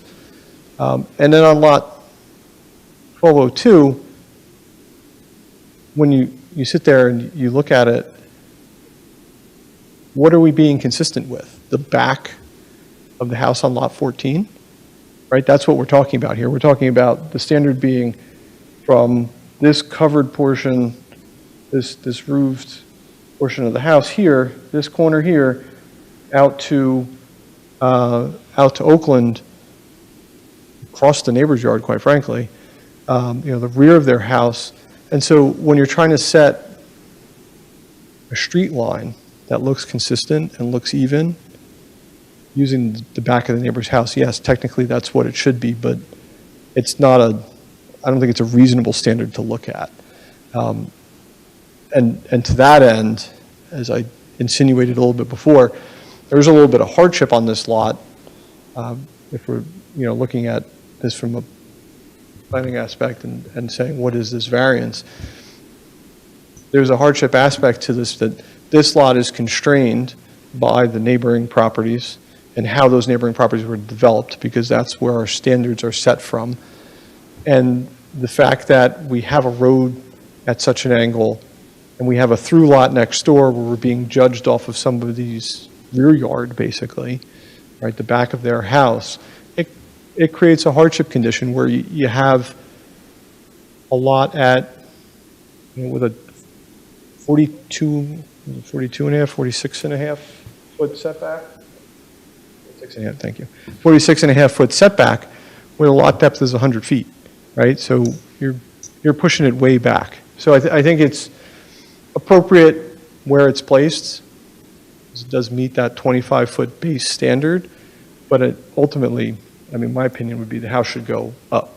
It affords more privacy for that neighbor to the east of lot 12.02. A little off topic. I was doing the neighborhood thing, wasn't I? My question's relative to the setback. Sure. I'm not sure, it might be for Chris or. I'm also Chris, so you can just say it's for Chris, and you're right. Well, whatever Chris can best answer. When we define the setbacks, is that, because I heard before, I think we're adding sidewalks? So are the setbacks from the street to the house, or now from the new sidewalk to the house? It's from the right-of-way line. So the right-of-way line is Middle of the street. not well shown on a colorized exhibit or on a plan map. So without, no, you know what, could you please? I believe it's the middle of the street. Middle So, of the street, okay. so the right-of-way line is, can you just indicate it for me? Thank you. So it's the edge of where it's the edge of the property. Beyond that point, the borough owns it. It's part of the borough's road. It's not the physical road, right? So you can see on here, or here behind, you have this darker black line, which is the right-of-way line. And then you have this line in front of it here, that's the curb, right? So that's the physical curb of the road. But the borough owns beyond it, right? So they have usually about 10 feet beyond the edge of the curb where sidewalks go in, utilities get run, and that's typical everywhere. So the setback's always measured from that right-of-way line, not the actual street, not the actual curb line on the street or a sidewalk or any improvement, because there's already the invisible delineation of that right-of-way line. Okay. Okay.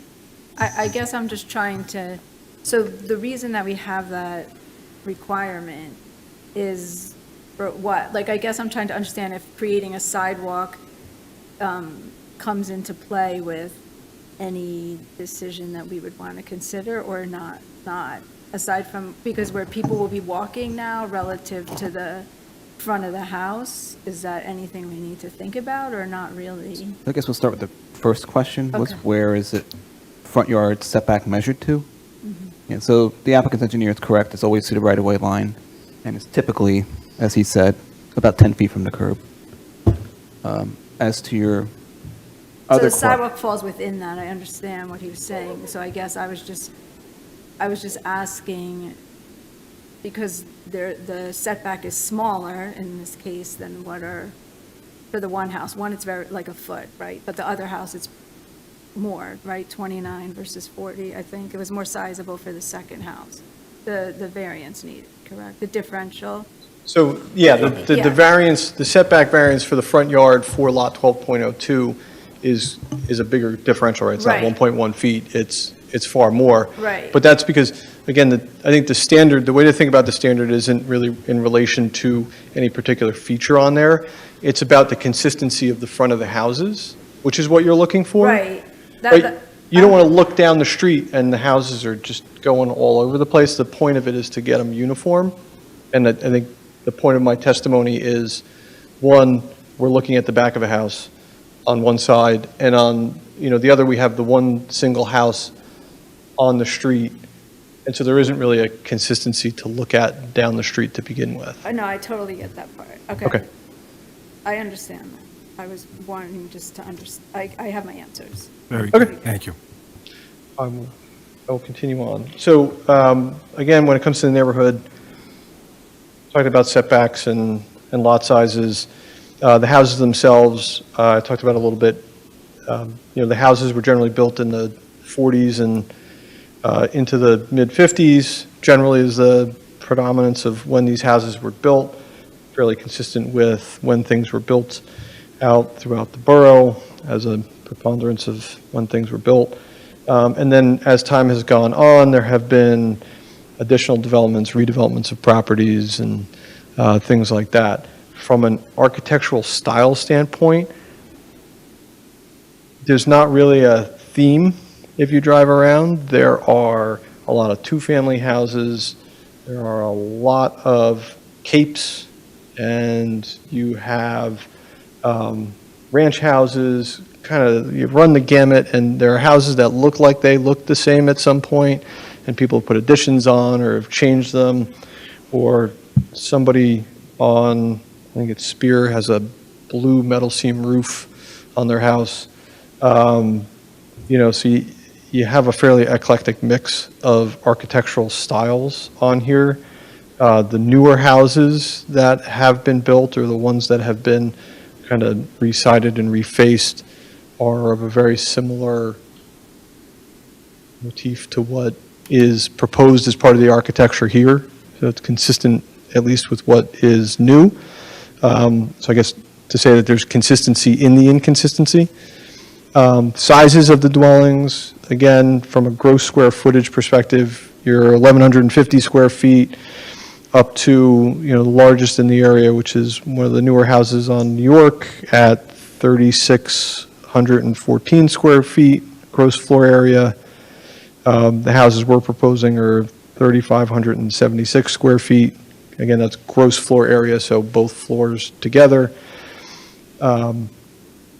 You look at the homes adjacent to us, the house on lot 14, so to the west towards Grove, that house is 2,092 square feet, and these numbers are from the tax records, so if somebody in the audience says, my house is bigger than that, I'm sorry. I can only go off of so much information. The house to the east on Ohio, that house is a ranch, is 1,854 square feet.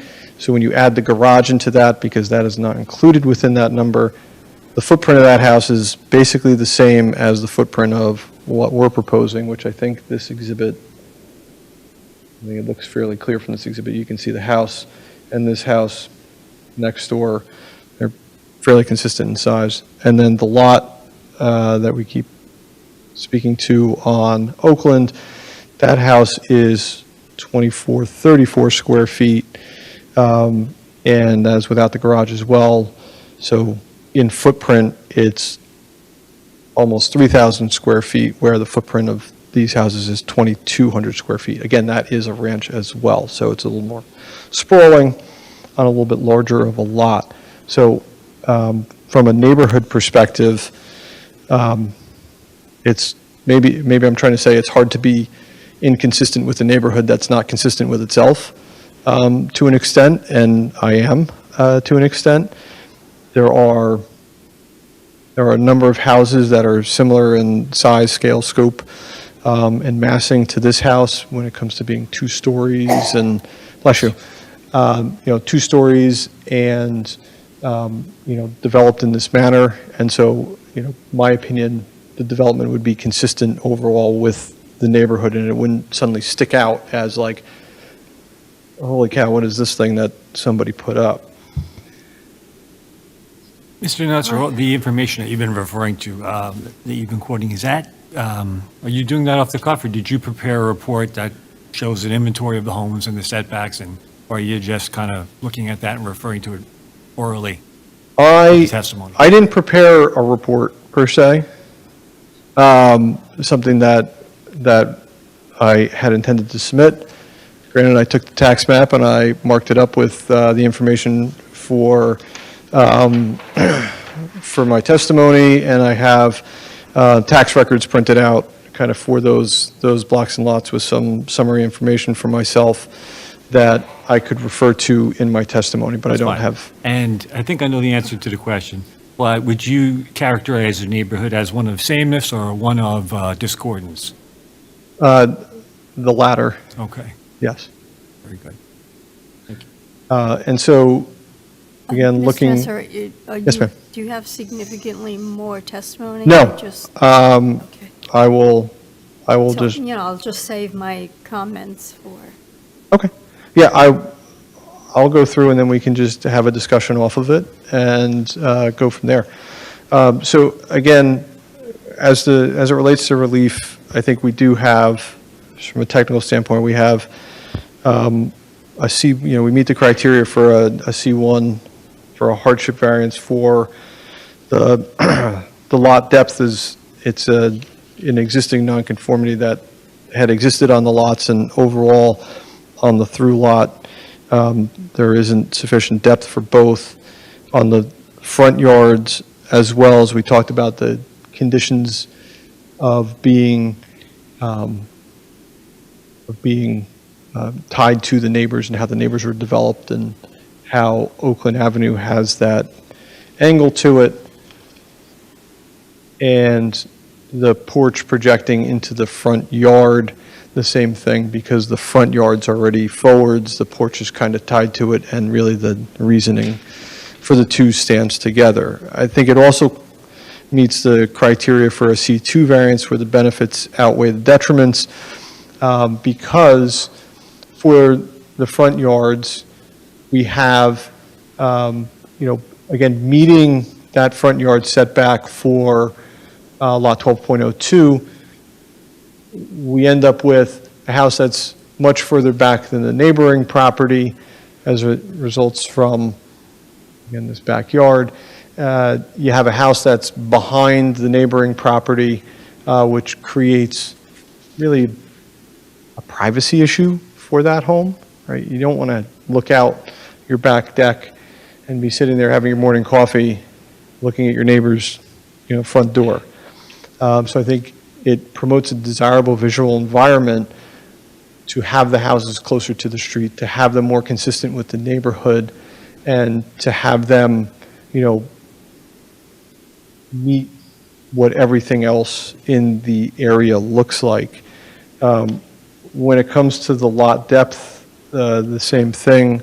I think your planner had even mentioned a little bit that when you're looking at the way that lot depth is measured, it's measured from the midpoint of the rear, perpendicular out to Oakland, which, because of the angle of the road, you're measuring it kind of short.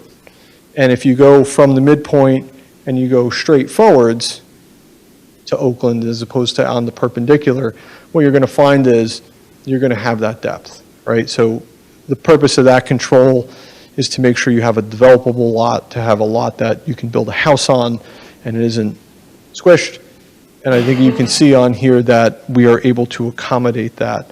And so what deviation there is really is technical. There's no real negative from it. And so the benefit of developing the lot, and I think, again, in total on all of these, the benefit to subdividing these lots and making them two lots that are consistent in size with the neighborhood as opposed to one 22,000 square foot lot that at 30% building coverage could build a 7,000 square foot footprint house on the property.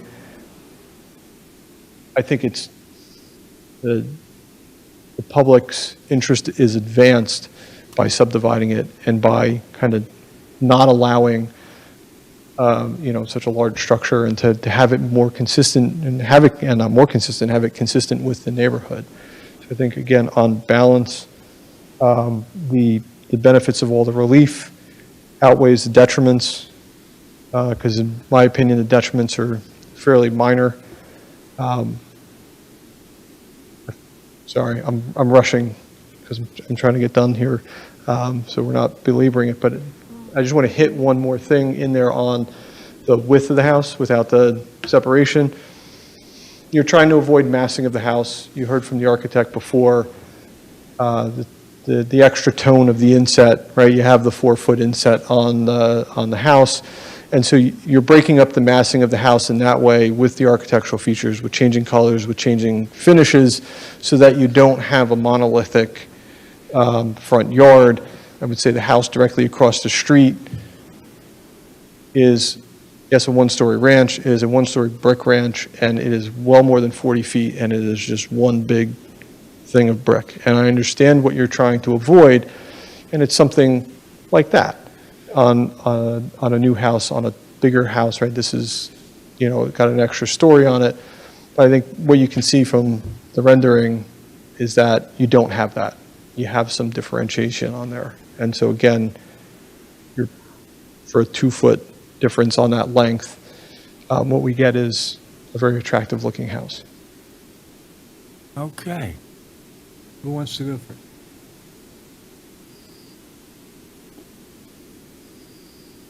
From a practical point of view, I have some issues with the house you're proposing on Ohio and your definition of that neighborhood. Less so with the proposed house on Oakland, because Oakland, across the street from Oakland, which is a very wide street, as you indicated, are the tennis courts and recreation areas and not housing. So, in my view, and Metuchen's a walking town and I walk all these areas, I would say Oakland, where you're proposing the new house, would probably define the end of that neighborhood. I wouldn't include houses across the street on Grove in this neighborhood either. Which I didn't. Grove also is well-traveled and in my view, would be a dividing line for what I would consider a neighborhood in Metuchen. But Ohio is really a little street. It's one Yes. block, basically. And in terms of the way I view a neighborhood, I really don't think about lot size. You know, what you see are the facades of houses. Some people have really deep backyards, and so they have huge lots. We're none the wiser. We're just walking along the sidewalk, and what we see is the front of the house. So Ohio basically has the house that's on the lot you're proposing to redevelop. Its next door neighbor is the brick ranch, and again, even though the facades are different, and one is brick, and the house you're taking down has, stonework, I'm sure in its time it was built to be a very nice house. It has architectural features, the glass, the fireplace, and across the street, again, are two ranches. And you're proposing a really tall house compared to the ranches, and a house of substantial size. Obviously, the lot is huge the way it is compared to the other lots in the neighborhood. So, the house you're proposing facing Ohio, again, I think it just might really dwarf its neighbor and the two houses across the street, and maybe just overwhelm Ohio Avenue. So, That- I understand. I'm sorry. And the drawing you showed of the house, yes, it has the bicolors and the roof is, has interest, but it has that two-car garage. I mean, it's pretty big. So, Layman's terms. understand the concern on that. I think if you look at the house to the west on Lot 14, that's 2 stories. You look at the house kind of across the street from the house on Lot 14, that's 2 stories as well. And that house is pretty close to the road, and it's got quite the imposing facade onto Ohio as well. Yes, you do have the ranch houses on there, and so, I understand that you're looking at neighborhood in the sense of Ohio. I always view neighborhood as being a little bit more broad. But I think one thing to think about here is that the relief, think of the relief that's being requested here.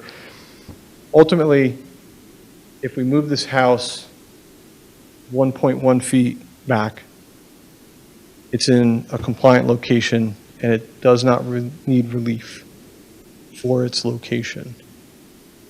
And if the house was 2 feet narrower, it would not need relief for the 40 feet. And it complies in its entirety. That house would be a compliant house, 2 foot narrower, 1.1 feet back. And that fully conforms to the zoning. And if you look at the rendering, that extra 2 feet on the house isn't substantial on that overall width. So from a scale, from a massing, from how it fits in the neighborhood, and from really what's permitted, it's a minor deviation from what the request is to what's proposed. And I think your concern is you're looking at you're saying, or at least what I'm hearing is that this is too big, but this is only fractionally larger in the one dimension than what's otherwise permitted and slightly closer to the street.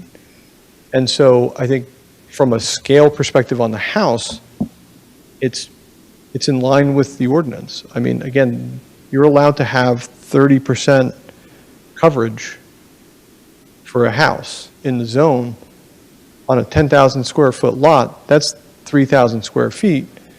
And this house's footprint is 2,200 square feet, right? So it's significantly less than what's permitted in the zone. So I understand the concern, I do. And I tried my best to address it through the testimony. And I'm not trying to say that your concern isn't valid or something like that, but I think what we're trying to evaluate is the deviation and the variance, and the deviation as it relates to the house is fairly minor compared to what the standard is, what it would be allowed to be. Yeah, I mean, I'm talking about a visual impact. I understand your answer. Again, I just raise it as a concern. Very good, thank you. Understood. Yeah. Other questions for this witness relating to planning before Chris gets into his memo? Okay, we have no takers. Chris, jump right in. So I guess I'll start with the neighborhood analysis, or the definition of the neighborhood. I think I would agree with the planner that it's probably an area that stretches from, it's bounded by Grove from at the west to about, I would say, Hollywood Avenue to the east. That neighborhood was platted out probably in the 40s and developed in the 40s, starting at the intersection of Spear and New York and branched outward. Yes. Parts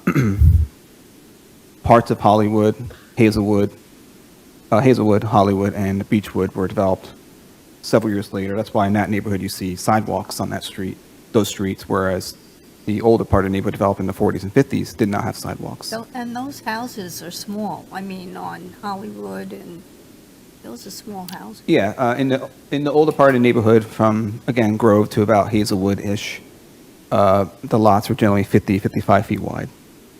And once the zoning was put in place, I think in 1952, I have to research that through exact date, but generally in the mid-50s, when zoning was put in place for the R2, that put in the requirement for wider lots, which is why you see 62.5-foot wide lots on Hazelwood, Beechwood, and so on and so forth.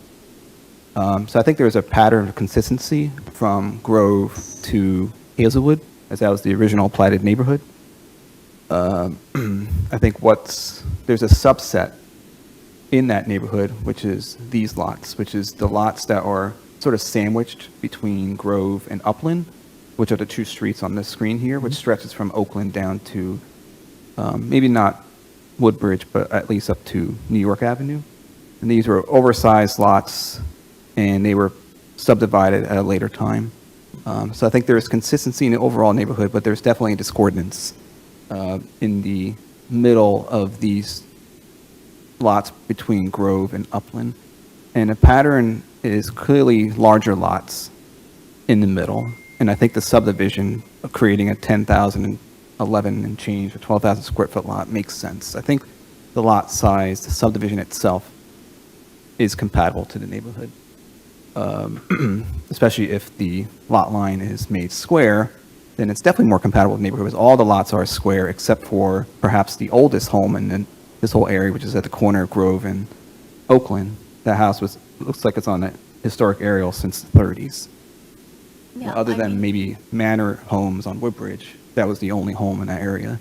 I think the original home, not to interrupt, but the original home that this was referred to as a Spear subdivision, so I think they named the street after themselves, which I would definitely do, was if you go down just below New York, when you look at 1701, 2, 3, and 4 down there, those 4 lots, they were subdivided and built in the early 90s, and I think that was the original. That was, if you look at the map, that was where the original house was, and they carved their piece out around it, everything around. And I think it looks like they re-subdivided it later, in like I said, But the early 90s. you're confirming that in this area between Upland and Grove, there's these sort of leftover large lots that over time have been subdivided, but they're still large. Yes, they are larger lots than everything going east of it, certainly. Yeah, so I would agree that the subdivision makes sense. And the question is the housing characteristics. I think I'm less concerned with the overall massing because the lots are almost double the size of a typical lot in this neighborhood. That doesn't mean we shouldn't not have a discussion as to whether they fit in on a streetscape. I was hoping to see a streetscape elevation of what these houses, what the proposed homes look like with the neighboring homes. But when we look at this exhibit relative to Ohio Avenue, I think you can tell there's a pattern of homes are about 25 feet from the front lot lines.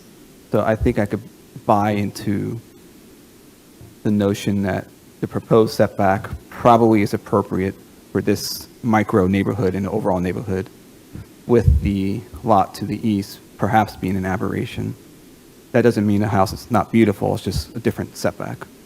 I might say I would still recommend pushing it back a few inches or a foot, only because the proposed home is a bigger 2-story home, and the home that's set back further is only 1 story. But I think we're close. We're only talking about inches at this point. For Oakland Avenue, I think it's safe to make the argument that the pattern, again, it's discordance. I do appreciate when he gave testimony about the orientation of the footprint of the home relative to the street. It's clear that it's not square to the street. It's aligned with the side lot lines. And that pattern actually exists south until you get south of New York Avenue when the homes actually rotate. Which are the ones that were part of that Correct. 90s subdivision when they So I would did say that 90s subdivision probably created an inconsistency, but what you're proposing here is more consistent because it keeps that orientation that's apparently not parallel or perpendicular to Grove. That being said, I think the pattern that we probably want to respect is the home next door, despite the fact that you're in their backyard. That's no different than, I think it's 25 Oakland. They're looking into 2 backyards, so I don't think that's a problem. Just put some landscaping up. But when you look at the setback, the front yard setback to Oakland, I think it's clear we should be disregarding 8 Ohio, which has the pool facing the street and a 6-foot fence, as it should, for a pool. My recommendation is push the house back 4 or 5 feet to be more in line with the house next door at 25 Oakland, especially since the proposed home is 2 stories and a neighboring home is 1 story. I think that will make a difference to partially address Ms. Clarkson's point. Again, it's only a few feet. So, generally speaking, I would concur with a lot of testimony that was given, but I would still recommend, at the very least, the Oakland Avenue proposed home be shifted back a couple feet. Okay. And I would agree that the architectural design was attempting to tone down the massing. The colors are nice. I'm not going to suggest restricting the colors, but I think they do a good job on the massing to kind of reduce it, the traditional elements. I think the space over the garage is a little wonky because across the street, there's only there's no living space above the garages, which makes it read much smaller. But in terms of overall design, it's pretty close. Okay, so on the substance of how the neighborhood was defined and what is in that neighborhood and on the design, for the most part, you find yourself, I'm not going For to the say most part, agreeing, but. I'm agreeable, except for the setback from Oakland. Okay. I see some conversations going on behind the scenes here, maybe Well, something. just, there's suggestions being made, so we're just speaking with the applicant to make sure that if the board wants those suggestions, what we can say and keep things moving along for you, so. Okay. Chris, just so I'm clear, your recommendation would be to push the Oakland-facing house back by how much roughly? No, No? not Oakland, right? Oakland, two you're different talking places, about? Well, you said the Ohio House, the recommendation Ohio. was the 1.1 feet to bring it to what the required is, which I will just say, for the purposes of expediency maybe, that the applicant would agree if the board wanted to do that, that would eliminate that variance. The discussion was the house on Oakland, moving that back about, I think it was 4 or 5 feet was the suggestion. Yeah, I mean, for Ohio, I would be okay with the pattern showing that, keeping that 29-ish feet is probably appropriate. Given that the other house across the street is shallow as well. This is regarding the corner lots where the house fronts on Grove. But on Oakland, I would like to see that pushed back a couple feet at least. Well, But Chris, my- let me ask you, since the applicant seems to be willing to agree to go back to 1 foot and remove that variance, are you saying that you don't feel that that's necessary now, or that you would rather see, since they've indicated they're willing? I don't think the pushing the house back on Ohio is necessary, but I would like to Okay. see it pushed back on Oakland. And by how much? Just so How many feet back on Oakland are you? Let's 5 feet. 5? Yes. And the applicant is okay with this?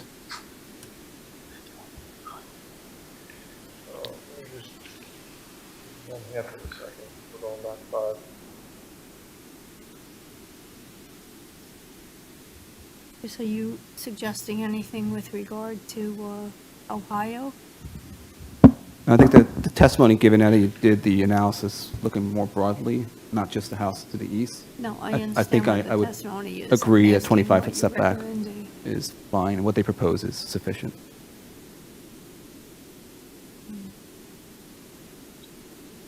Okay, Chris, was So- there anything else in your memo that we didn't cover? I just had nitpicky comments on the architecture. And So I think I'll go, since I'm standing. the Okay. applicant is willing to move the Oakland house back if that is something the board would like. Great, thank you. I think that solves that problem.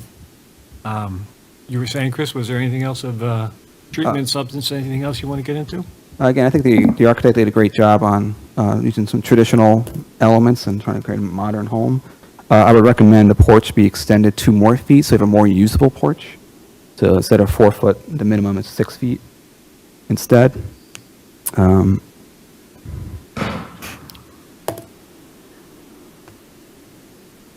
guess I'll wait. Just bear with us for 1 second. I mean, yeah, that's fine. If we want to go to 6 feet, that's fine with the house. The question was just, are we moving the house back to with it all? But I think the answer would be no. There'd be a little bit more relief on Oakland, right? Because the house is going to go back, so there'll be a little less relief, but then there'll be a little bit more for the porch. porch as it moves back forward, What- 2 feet. I think we find it's a small element, and it's like a gift to Yep. the street, what the Right. porch is. So it would just be adjusting the distances for that variance then. Right. Either way, it's not as intense as initially proposed. Additional columns, just to have a more vertical proportion. I would move the columns so it's aligned with the gable ends, and then maybe put one in the center, but You're saying put the columns, yeah, shift the columns so that, see how on the front-facing gable on the left side, you have a column. move this Yeah. column to here, you're Yes. saying? And then But- I would like to work with the architects, see if it makes sense, to put one in the center. Okay, I think our concern with one in the center was there's a window right there, and we're putting it in front of the window. Right, I'm less concerned with that, but I think having it aligned with the gable end structure on the second floor would be more. consistent. Yeah, I agree with you. The second floor window, I think on the rendering doesn't look bad, but in the submitted plans, it was this odd looking picture window. Are you talking about this one? Yes. I would recommend using a traditional window opener. Yeah. Are you talking about the lights in the windows? Mostly that, but also the trim work is not consistent with the rest of the house. Trim work being. The header and sill. And, Got it. We'll work on it. Yeah, I think we can do that. It's, we just don't want it to be an operable window. no, that's fine. What else you got, Chris? I'd like to see if there's a way to simplify the massing over the garage, especially with the shed dormer. It may not be feasible, but it's something we can talk. I'm not going to push it too hard, but I'd like to explore it with you. We looked at it, and the problem with the shed dormer is that you have to, structurally it wouldn't work on it. Yeah, you have to lower the roof line, which. Well, and it'd have to shift the part of the house, that portion of the house back a little bit, and then it becomes a structural issue. Mhm. That's below it and supporting it. Yeah, that's why the recommendation was explore it. I wasn't pushing it too hard because I just. Yeah, we can have a conversation on it, certainly, as long as it's not binding. Yeah, and the last two is just add some trim below at the bottom of the siding, which is typically the apron board, and then elaborate the roof eave so they have a freeze board underneath the soffit. A little bit more traditional detailing, but again, really minor things. I think, again, if we're just discussing, taking it as it's a recommendation, and we'll work with you on to meet with it the best we can. I think that's. Yeah, this whole section 3.9, they're all recommendations. We're happy to have a further discussion about that. Okay, Chris, is that That's it. We got everything the you got? sidewalk. That's Okay. important. So. Before we open up the public, which I know they've been very patient for, board members, other questions for this witness regarding the planning testimony or other things that you might have on your mind?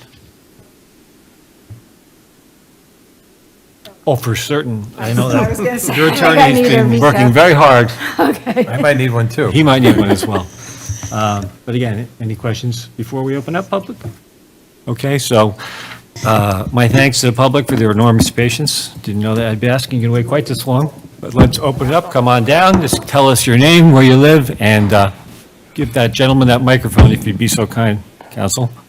There we go. Thank you. We're going to swear you in. Okay.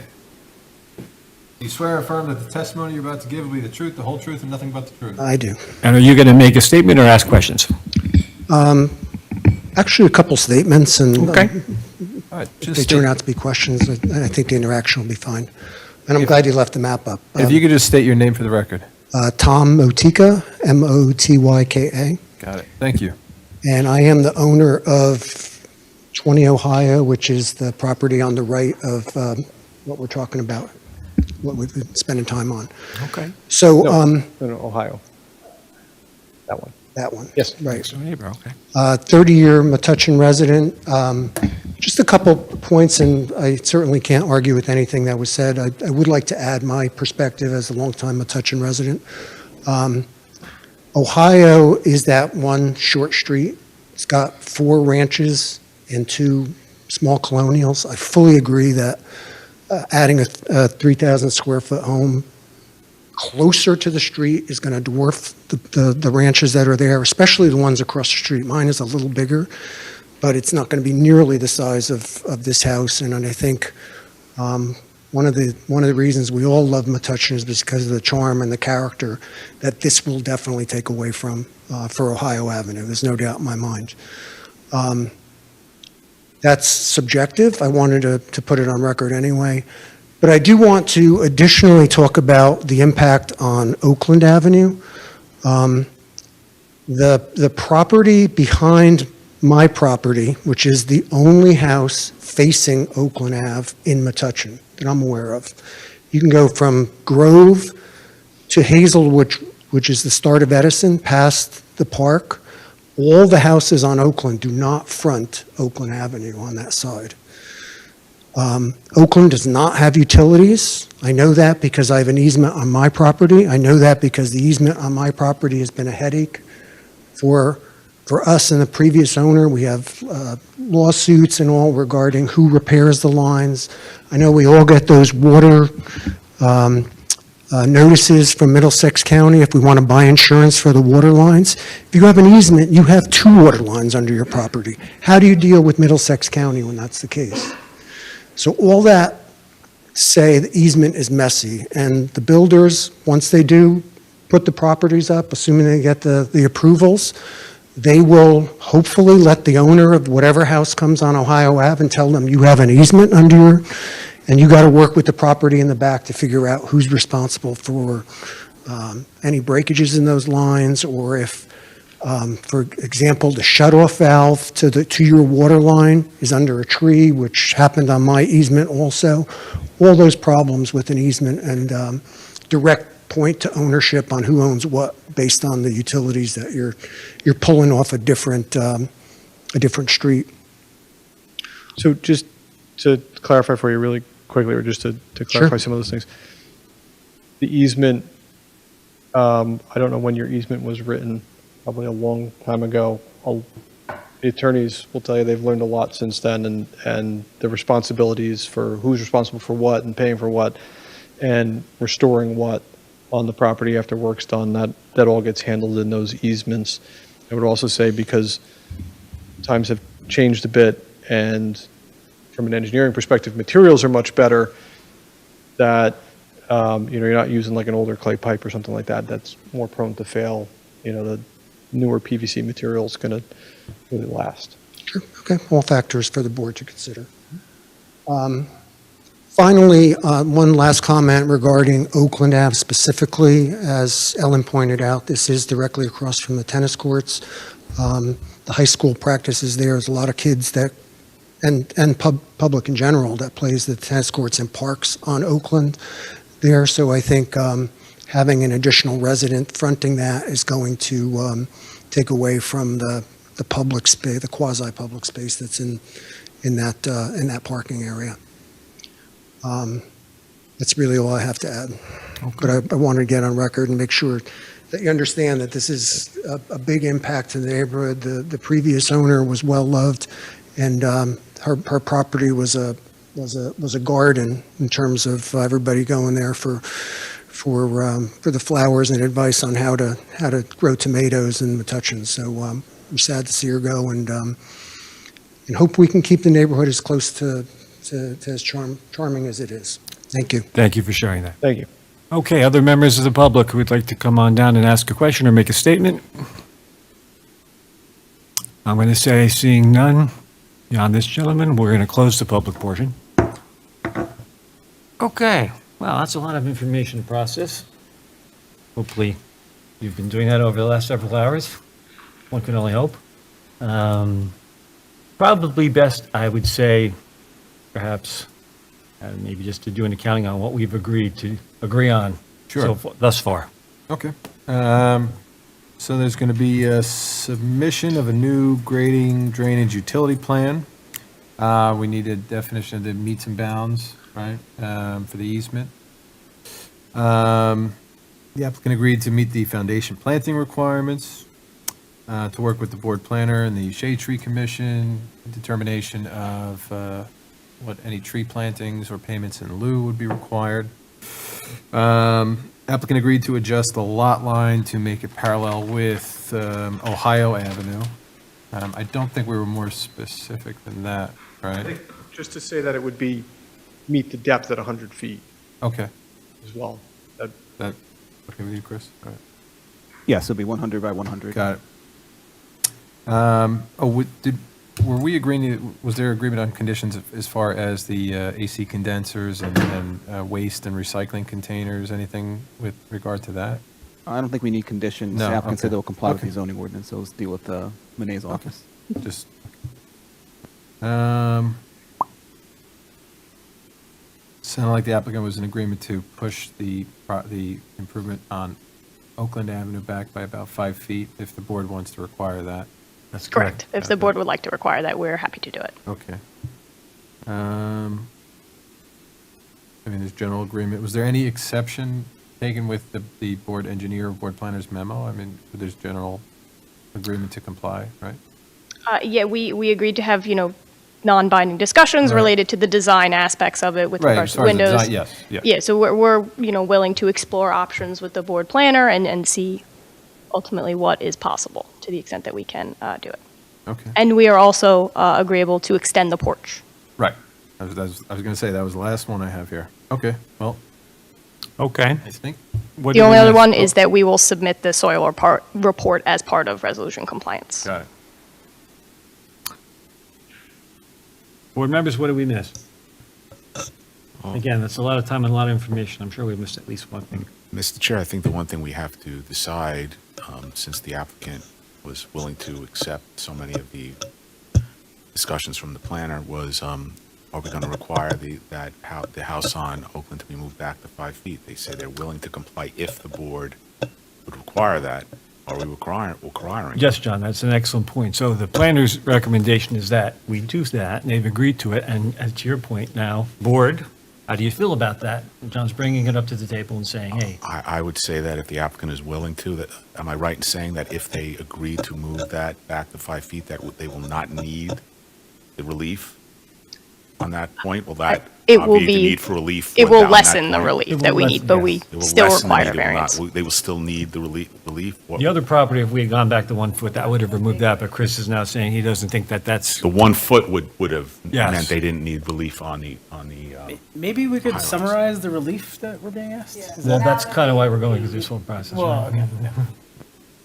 So, again, why don't we just take it sequentially? How does the board feel about the applicant's willingness to agree to move the property or the home back 5 feet as per Chris's recommendation? Does anyone take issue with that? I don't necessarily take issue with it. I just don't think I'm clear on why we would want to move it back. Okay, so Chris is our professional. Chris, let's hear your explanation. Yeah, so even if we disregard the front yard setback with, of 8 Ohio Avenue, which is the pool on the west, and just consider the averaging prevailing setback pattern would just be the home at 25 Oakland, which is the house to the east. Their setback is, what was it, 30? It's around 30 feet. It's about 30 feet. And what's proposed by the proposed home is about 5 or 6 feet less than that. So I'm suggesting to make it more in line with that home to the east, particularly since the proposed home is 2 stories in height, which might loom over Oakland Avenue, whereas the house on 25 Oakland is only 1 story in height. So it's a balance of kind of control the massing looming over the street as well as creating a consistent pattern along basically just the 2 homes that front on Oakland. I guess the way I feel about it is because there's not, it's offset anyway. You're just, and you move the house back, kind of makes the yard smaller. Yes, that's the consequence of that. Right. And I'm not sure that you gain all that much on the front, like, for the front setback. I would say if you're driving down it on a car, because because we have the through lot next door on lot 14 that does have. I'm sorry. Please just. Sorry. Thank you for the reminder. You have the through lot on lot 14 next door. You can see the shade of it, their fence. They have a solid, right? That's not an open fence. It's a solid vinyl fence that's in there. And in the car, you can't see into the lot. So you're not going to be able to tell the difference, whether it's at the 25 or, it's shifted back a little bit. Maybe a little bit more coming southwest on Oakland, but even still, it's set pretty far back. The bulk of the house, right? You're just talking about that one corner. Right. One way or another, we have to reach consensus on whether we want the 5 feet or we don't, right? So you've heard different opinions about why it's a good idea and why other people might think not. So I don't know if we want to go through the ranks individually on this one and let people, take a head count, whether we want to include it. It's an important point. And the arguments are valid in both cases, I think. Perhaps compelling. So I'm not here to tell you which way to go, but I do think that we need to be in agreement either way. And expediting is my job, so come on, guys, you got to help me out here. So Linda, you're for it or against it? I mean, I think I would just leave it the way it is. Okay, so Linda's a no. You're not voting. What do you say? I don't know, because they are adding the porch, so you want, I mean, someone, if you have a porch, you want to use the front porch as well. So, I can go either way. I really You're not don't helping know. me out here. Okay, I'm going to say, I'd say leave it. you say leave it, so you're no, okay. I'm a yes. You're not voting. Councilman, what say ye? I kind of buy the argument that was provided in the testimony about the backyard of the It's valid. neighbor, and moving it back too far. All of a sudden, I'm looking at someone's front door. I kind of buy that. I don't have a strong opinion, and I trust Chris. That's a partial no. So I'm going to say it's a partial no. John, where are you at? Well, I heard testimony from the neighbor who is concerned about the loss of public use, in essence, from the tennis courts to the street, of the parking.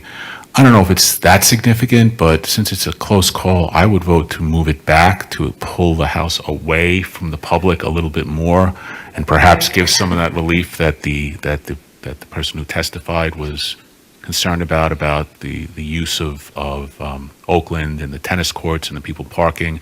The house being farther back, to me, would seem would be to give more, at least, feeling of space for those people using the street in that way. No, So that's good. So we'll put you down as a yes. Lauren, Yes. you're a yes. Well, there you go. We have 1, 2, 3 no's and 1, 2, 3 yeses. 2.5. Oh, no. I'm going to just say yes. I'm going to err on the side of trusting our professionals and put my subjectivity aside, and I'm going to switch it on over and say, I can't make that decision because it's not in my heart to do it. I have to say yes, so I would need somebody else to change. I understand the arguments, but I believe what Chris is doing, so I really can't move You want myself. to split the difference and go 2.5? I think that's fair. Yeah, normally I would do executive fiat, but I can't do it to Chris. Where'd you mark me down? Well, you were down there as a no. Would you like to become a yes? I'll go, I back what Chris wants. Okay, so now yeses have it. We are affirmative then. The 5 feet is successful. Okay. Through this parlay operation we're doing here. Okay. I hate to belabor it, but should we have the same analysis in Ohio since the resident raised the question? Yeah, I have a question. I want to clarify something to that point on Ohio, because I think I heard the testimony, just to make sure I'm clear. The reality is, while the house today sits as a ranch, as we see it, if we didn't even vote to subdivide it and someone came in and bought that house, I think you were saying the reality is, with just a few minor changes, they could be conforming and essentially end up with a 2-story house that I mean- dwarf, maybe less dwarf the houses around it. So that could happen. This house, extent. yes, you could do, if you went 2 feet narrower, you went that 1.1 back, yes. But if we didn't do the subdivision at all, what I also had said was, this lot would support a 7,000 square foot footprint house. It could be a right? It'd giant be house. Giant. So the likelihood, I mean, we don't know what the plans are for the house either way, but the likelihood is it could end up dwarfing the neighborhood regardless of We what don't know we the- say. I just, because anyone could do whatever they want if it conforms, technically. Okay. No, but your point's well taken. You know, the board clearly does not want to McMansion anywhere in the borough, right? And that's something we're obviously fighting against. So better to have a non-conforming home where there are some give and take issues than something that's not under the board's purview and could be an aberration. But as far as the 1 foot, although I'm willing to entertain it, Chris asked for it, then said he felt afterwards that you kind of changed your mind and you didn't feel it was necessary. So does anybody feel differently? Because it's okay if you do. I mean, I raised the issue of this proposed house dwarfing the others, and I think we heard from the next door neighbor that that's the feeling as well. Okay. I, We can do the I same. really would like to, Let's do the same, let's go through the same No. process again. So we've answered the 5 feet. Now your question is going to be, do you want to move the property on Ohio back 1 foot to remove that nonconformity? Chris was originally saying yes, the applicant agreed, but then Chris said, based on his analysis of the neighborhood, he no longer feels it's necessary. So what you'll be answering is, do you want to move that home back 1 foot, or do you want to keep it as is? I'm sorry, if Oh. you move them both, does that create another It's problem ridiculous. that we hadn't spoke? I was actually just- Because we were looking at each in a vacuum. But now if you move one back 1.5 and one back 4.5 or wherever the heck we landed, then what does that look like in the back? Does that create a second issue, Chris? From the planning Well, if you perspective? square or- off the lot 100 by 100 and you move the house back a foot, it'll be compliant. Easy. It'll still be compliant? Yeah. I was actually just about to point that out, because now we're moving the other house back, it'll shrink both backyards and kind of bring the houses in, almost smush them. So you'll have very little backyard there. Just Right, wanted to but you point still that out. comply with the 25-foot setback. So it's up to you, board members. I'm not here I to... want to push it back. Okay. Who else wants to push it back? I mean, I think if you're going to push that one back, then you shouldn't push the Oakland one back. Okay. so we got That, to one- me, like, No, I understand. yeah. One yay, one nay. Yeah. Councilman, care to weigh in? It has, can I just say, I do believe the visual impact on Ohio is much more significant than on Oakland. And we talk about preserving a neighborhood. Each of those other ranches can come in tomorrow and say, hey, I want to put up a two-story, I you know. understand. Yes, that's what I was saying. You know, and the distinction with this lot is that it's so much larger, and yes, but it's kind of, I still feel we have to preserve what's there. Understood. And so that's why I feel strongly about pushing the house back. Okay. Well, I would change, what if we would change our mind then on the No, other no, one? that's, the issue has been decided. You've Okay. all agreed, right? So unless, Yeah, but I think you make a good point, Laura, because we're looking at these things, you know, we're looking at them individually. But then when you say, okay, well, we're going to push this one back 4 feet, we'll push this one back 1.5 feet or whatever it is, and that's really making the backyard smaller. I agree with Ellen that the way it fronts on Ohio makes more of a difference because Oakland is such a wide street and across the street there is nothing but the park. So if that one's a little closer to the street, if it's where it is and you don't move it back 4 feet, it's less impact on Oakland than the impact on Ohio. Like my vote for Oakland was, in my mind, Ohio was staying, so Right. it maybe wasn't an I get accurate you. vote. This is not the way to do a plan in any galaxy at any time. This is sloppy and imperfect, and I got to tell you, I hate it. Having said that, I'm still here in service to the community and to the applicant and to our town. So whatever we have to do to get the consensus, one way or another, I'm not telling you what it is, that's what I want to do tonight. So if you want to step back from what we agreed on and say, hey, I want to look at them both together in context, please, let's do that. Yeah, but we need to move forward some way. So I would take the other view, which is that the house on, what are we talking about? It's getting late in the night on Ohio. The house on Ohio is within a foot of compliance. Yes. So we're arguing about a foot right now, while the house on Oakland is, we're going to move 5 feet, and it's still not in compliance. So if you want to measure it by getting more things closer to compliance, it's more important for the Oakland house to move back since it's so much farther from compliance. I'm so sorry. That's okay. While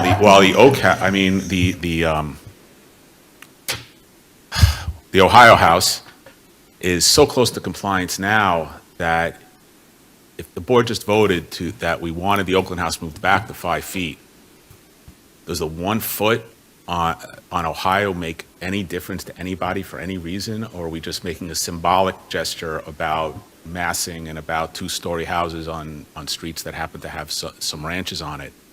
I think it's arguing about, how many angels can dance on the head of a pin. What are we talking about? Understood, John, but you heard what the residents said, you heard what Ellen said. I think that, But they're not talking about a foot, though. I mean, the foot isn't going to address what the resident had to say, and the foot isn't going to really address what Ellen's talking about either.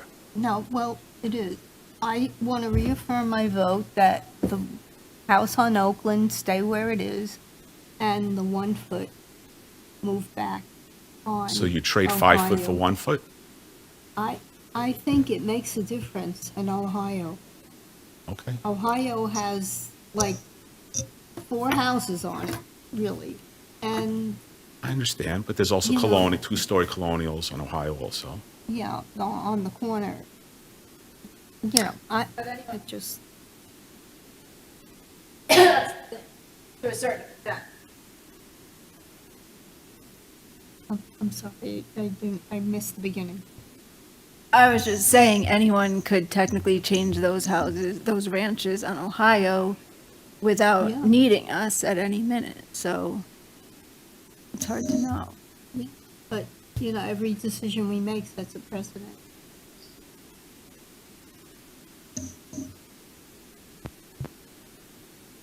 Well, not a legal precedent, I mean, just, you're saying, like a stylistic guide, but, yeah, okay, I I mean, the think- applications fall and rise on their I, own, just for clarification. I'm taking account of aesthetics, Okay. not just lot I'm size just clarifying, yeah. and dimensions, which our ordinance does cover. Mm-hmm. I'm talking about, a visual impact on a neighborhood, which isn't under ordinance requirements, bulk requirements. Okay, well, again, it's not my job to hurt everybody.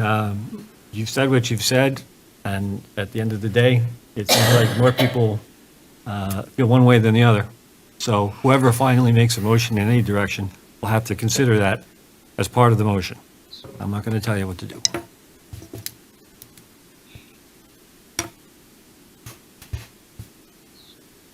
Okay, I'll make a motion that we approve the application with the Oakland Avenue property situated where it is on the current plan, and the property on Ohio moved back a foot.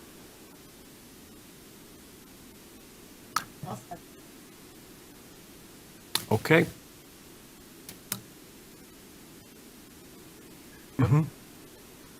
Actually, Chris I'm sorry, it's 1.1 feet, right? Just to be hyper-specific. Yes. Okay. Yes. Correct. Yes.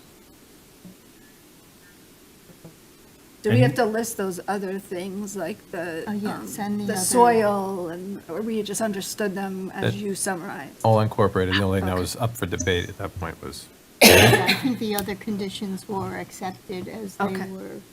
Can we also just confirm the variances that are now being sought? Because it sounds like we're changing a little bit.